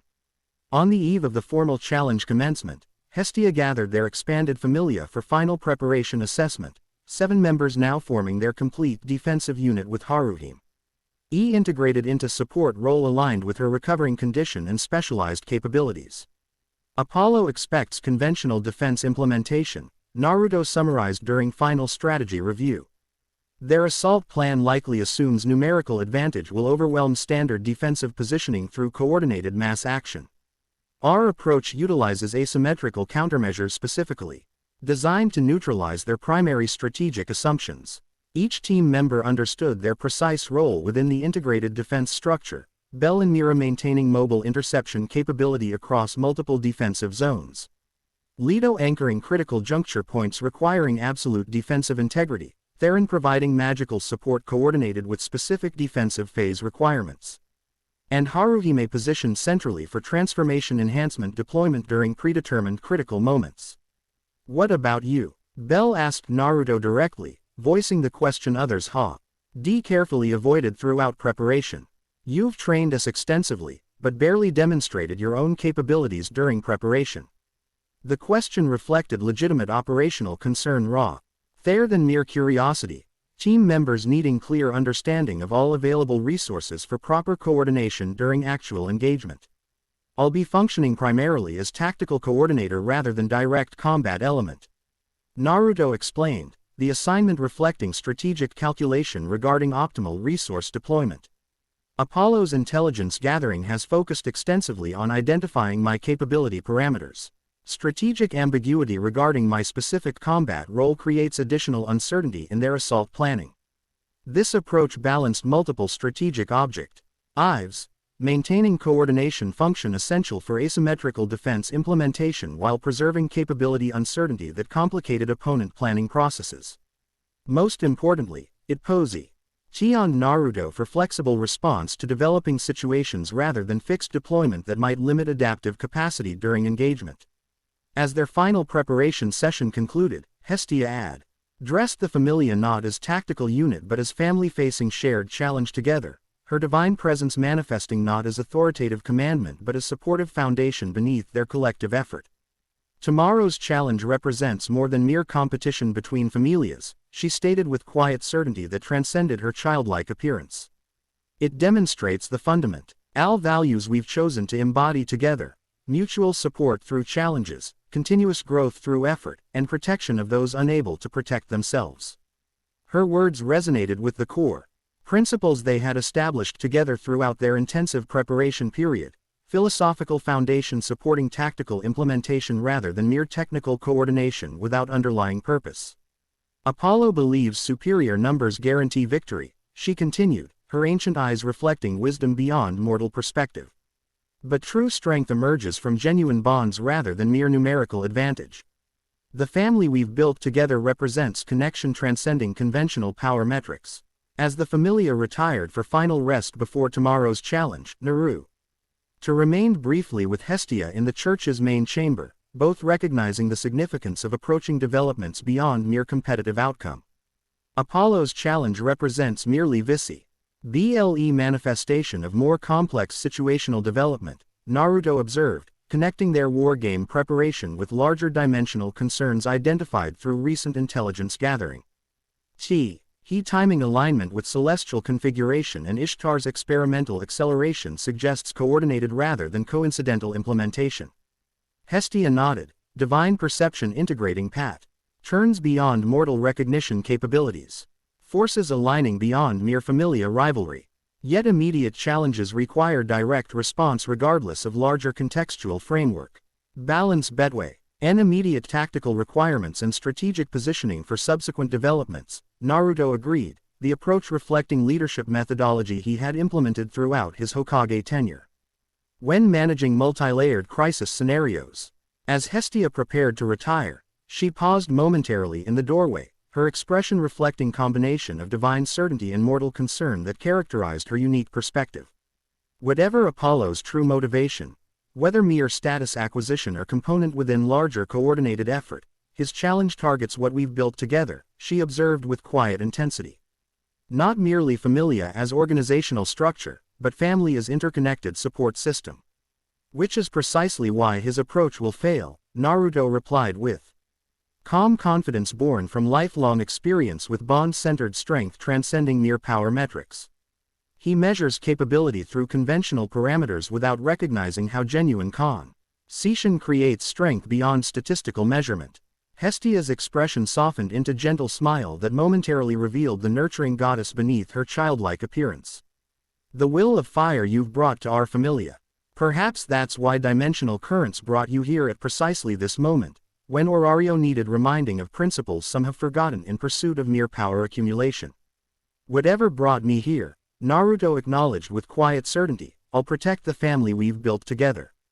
Not merely because strategic necessity requires cohesive unit preservation, but because genuine bonds create responsibilities transcending mere practical alignment. This commitment, extending beyond tactical necessity to fundamental value affirmation, represent Naruto's complete integration within their developing family structure. No longer merely displaced leader seeking dimensional understanding, but fully connected member protecting bonds that had form. Despite circumstantial origin rather than deliberate intent. As night settled over Orario, final preparation complete and war game commencement approaching with morning light, Naruto found himself experiencing something unexpected. Not merely strategic readiness for tactical challenge, but genuine determination to protect connections that had formed with surprising depth despite relatively brief developmental timeframe. The dimensional sage had discovered that bonds of family transcended dimensional boundaries just as surely as physical capabilities or tactical methodologies. Connection 4.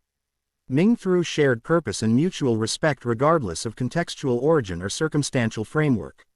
Whatever tomorrow brought, whether straightforward tactical engagement or complex dimensional developments beyond current understanding, those bonds would provide foundation transcending mere capability metrics or numerical parameters.